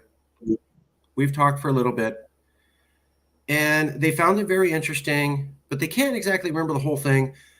But 5 days from now, they're saying, there was this interview, and it was pretty interesting. I don't remember all of it, but there was this one thing that the guest said, and I can't get it out of my head. What is that one thing you'd like everybody to remember 5 days from now when they may not remember anything else from this interview? What is that sticky thought? People get the democracy they deserve. So if you fuck it up, you can't blame anybody else. I always like asking this question because I never know where it goes. We always get, I never know where people are going to go with it. I didn't have anything ready, but that's certainly what pops to mind. I mean, it's that's perfect. I mean, if we are a representative democracy, then we have to answer for whatever we do. And if we get a Donald Trump, he's ours. He's us. He's our calling card. He's our splash page on the web. He defines us. And I really don't like to be defined by that man. That's what scares me. Yeah. I was terrified when And not just after he elected, they were saying, "Oh, Hillary won," and then it started coming. Well, Hillary won out by the popular vote of California, and I go, that means outside of California, more than half of my fellow Americans like this guy. That's terrifying. Yeah, Hillary got really a bad rap. I mean, that's another discussion. Yeah. Is there? I hope you found that this was not gotcha journalism. It was fair. We didn't try to play any games. It's really good conversation. I enjoyed it and learned a lot. Is there anyone who you think might be open to a conversation like this that we could reach out to? Anybody who's a thinker, a writer, a professor, maybe just an activist who's been around? Yeah, I'll drop you a number. Let me think about it. I'll drop you an email. Thank you. Okay, we're going to leave it there. You have heard from Mort. Let me get the cue up here. Sorry. You've heard from Mort Rosenblum, Professor Emeritus School of Journalism, University of Arizona. Although he doesn't teach there right now, you can check him out at the Mort Report, nonprofit journalism, independent reporting. Just type in the Mort Report. It will come up. There's a picture of him, and you can see it matches the guy that we just interviewed now. Any other sites you'd like us to tell people about, or any places to go to? It's a .org. It's a mortreport.org. Well, Heather Cox Richardson is, unmissable. Robert Reich is really good. Anything Bill McKibben writes. The New Yorker in general is pretty damn good. I like Paul Krugman a lot in the Times. I like Nick Kristof a lot in the New York Times. There's a lot of good stuff out there. The Atlantic is pretty strong sometimes. I love the Atlantic. I mean, the Guardian, of course. The Guardian is really solid. And I mean, in terms of a lot of it's specialized. So you can find what you really need. But I mean, there's just so much. But read books. I mean, books are so. I mean, it's so important to really dig deep into subjects. I mean, I tried to calculate this. If you read the newspapers you want to listen to some podcasts, read some books, magazines, follow a couple of things, your day would be each day would be about 20 years long. So be careful how you use your time. True. That's why I avoid stuff. That's why I avoid stuff like Substack or I've been I've been offered to do columns in papers and stuff like that. But I mean, I don't want to have to be smart every week. I mean, every whatever. I want to go out and report and find a story and not I want to tell you what I think. I want to tell you what I found out, and it takes time to find out. Every reporter that I've talked to says they are constantly under pressure to get the next story out. They don't really have time to do the in-depth that they want. They always have to make some decision to cut it at a certain level. So yeah, absolutely what you're saying. That's what I've heard from them. Ridiculous. Not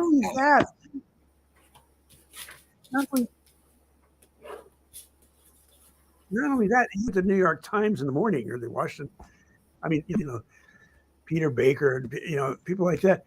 They get identified as special CNN. They're not. They're the New York Times. I mean, you can't be all things to all people. I mean, any time that you spend talking and doing stuff like that, you're taken away from your reporting time. So I mean, there's too much. Less is more. Just focus. Less is more. Thank you so much for doing the interview. Thank you so much for participating, and thank you so much for traveling around the world and trying to get correct information back to us. I love the foreign world. I love foreign policy, and it just strikes me that we have so much power and so little understanding of the foreign world. And I love the fact that there were foreign correspondents, and there were people like you who would try to go out to these little corners and look underneath a rock and tell us what was actually going on. not necessarily what our political leaders were telling us on TV, but what was actually happening. And check out independent journalism, people. That's where it's still at. My favorite story of American history is Alexander de Tocqueville, who was a Frenchman and came to America in 1832. And he said, Okay. this place is a wonderful place for democracy. Every city I go to, there's 5 newspapers. They're all independent. Every American I talk to reads 10 newspapers and has their own opinion, informed for many other people. We've lost that. And it's what de Tocqueville said made us Americans. And he's one of the preeminent historical markers for what early America was like. Let's get that back. Let's have more independent sources. Let's have more independent thinking. Let's have more independent and informed Americans with a variety of opinions. They came from independent sources. Just my opinion. We'll leave it there. I will email you a copy, Professor, of the video in a few hours. Thank you so much for being here. Great. Thank you. It was a lot of fun. Okay. All right. I'll talk to you See you soon. later. Okay.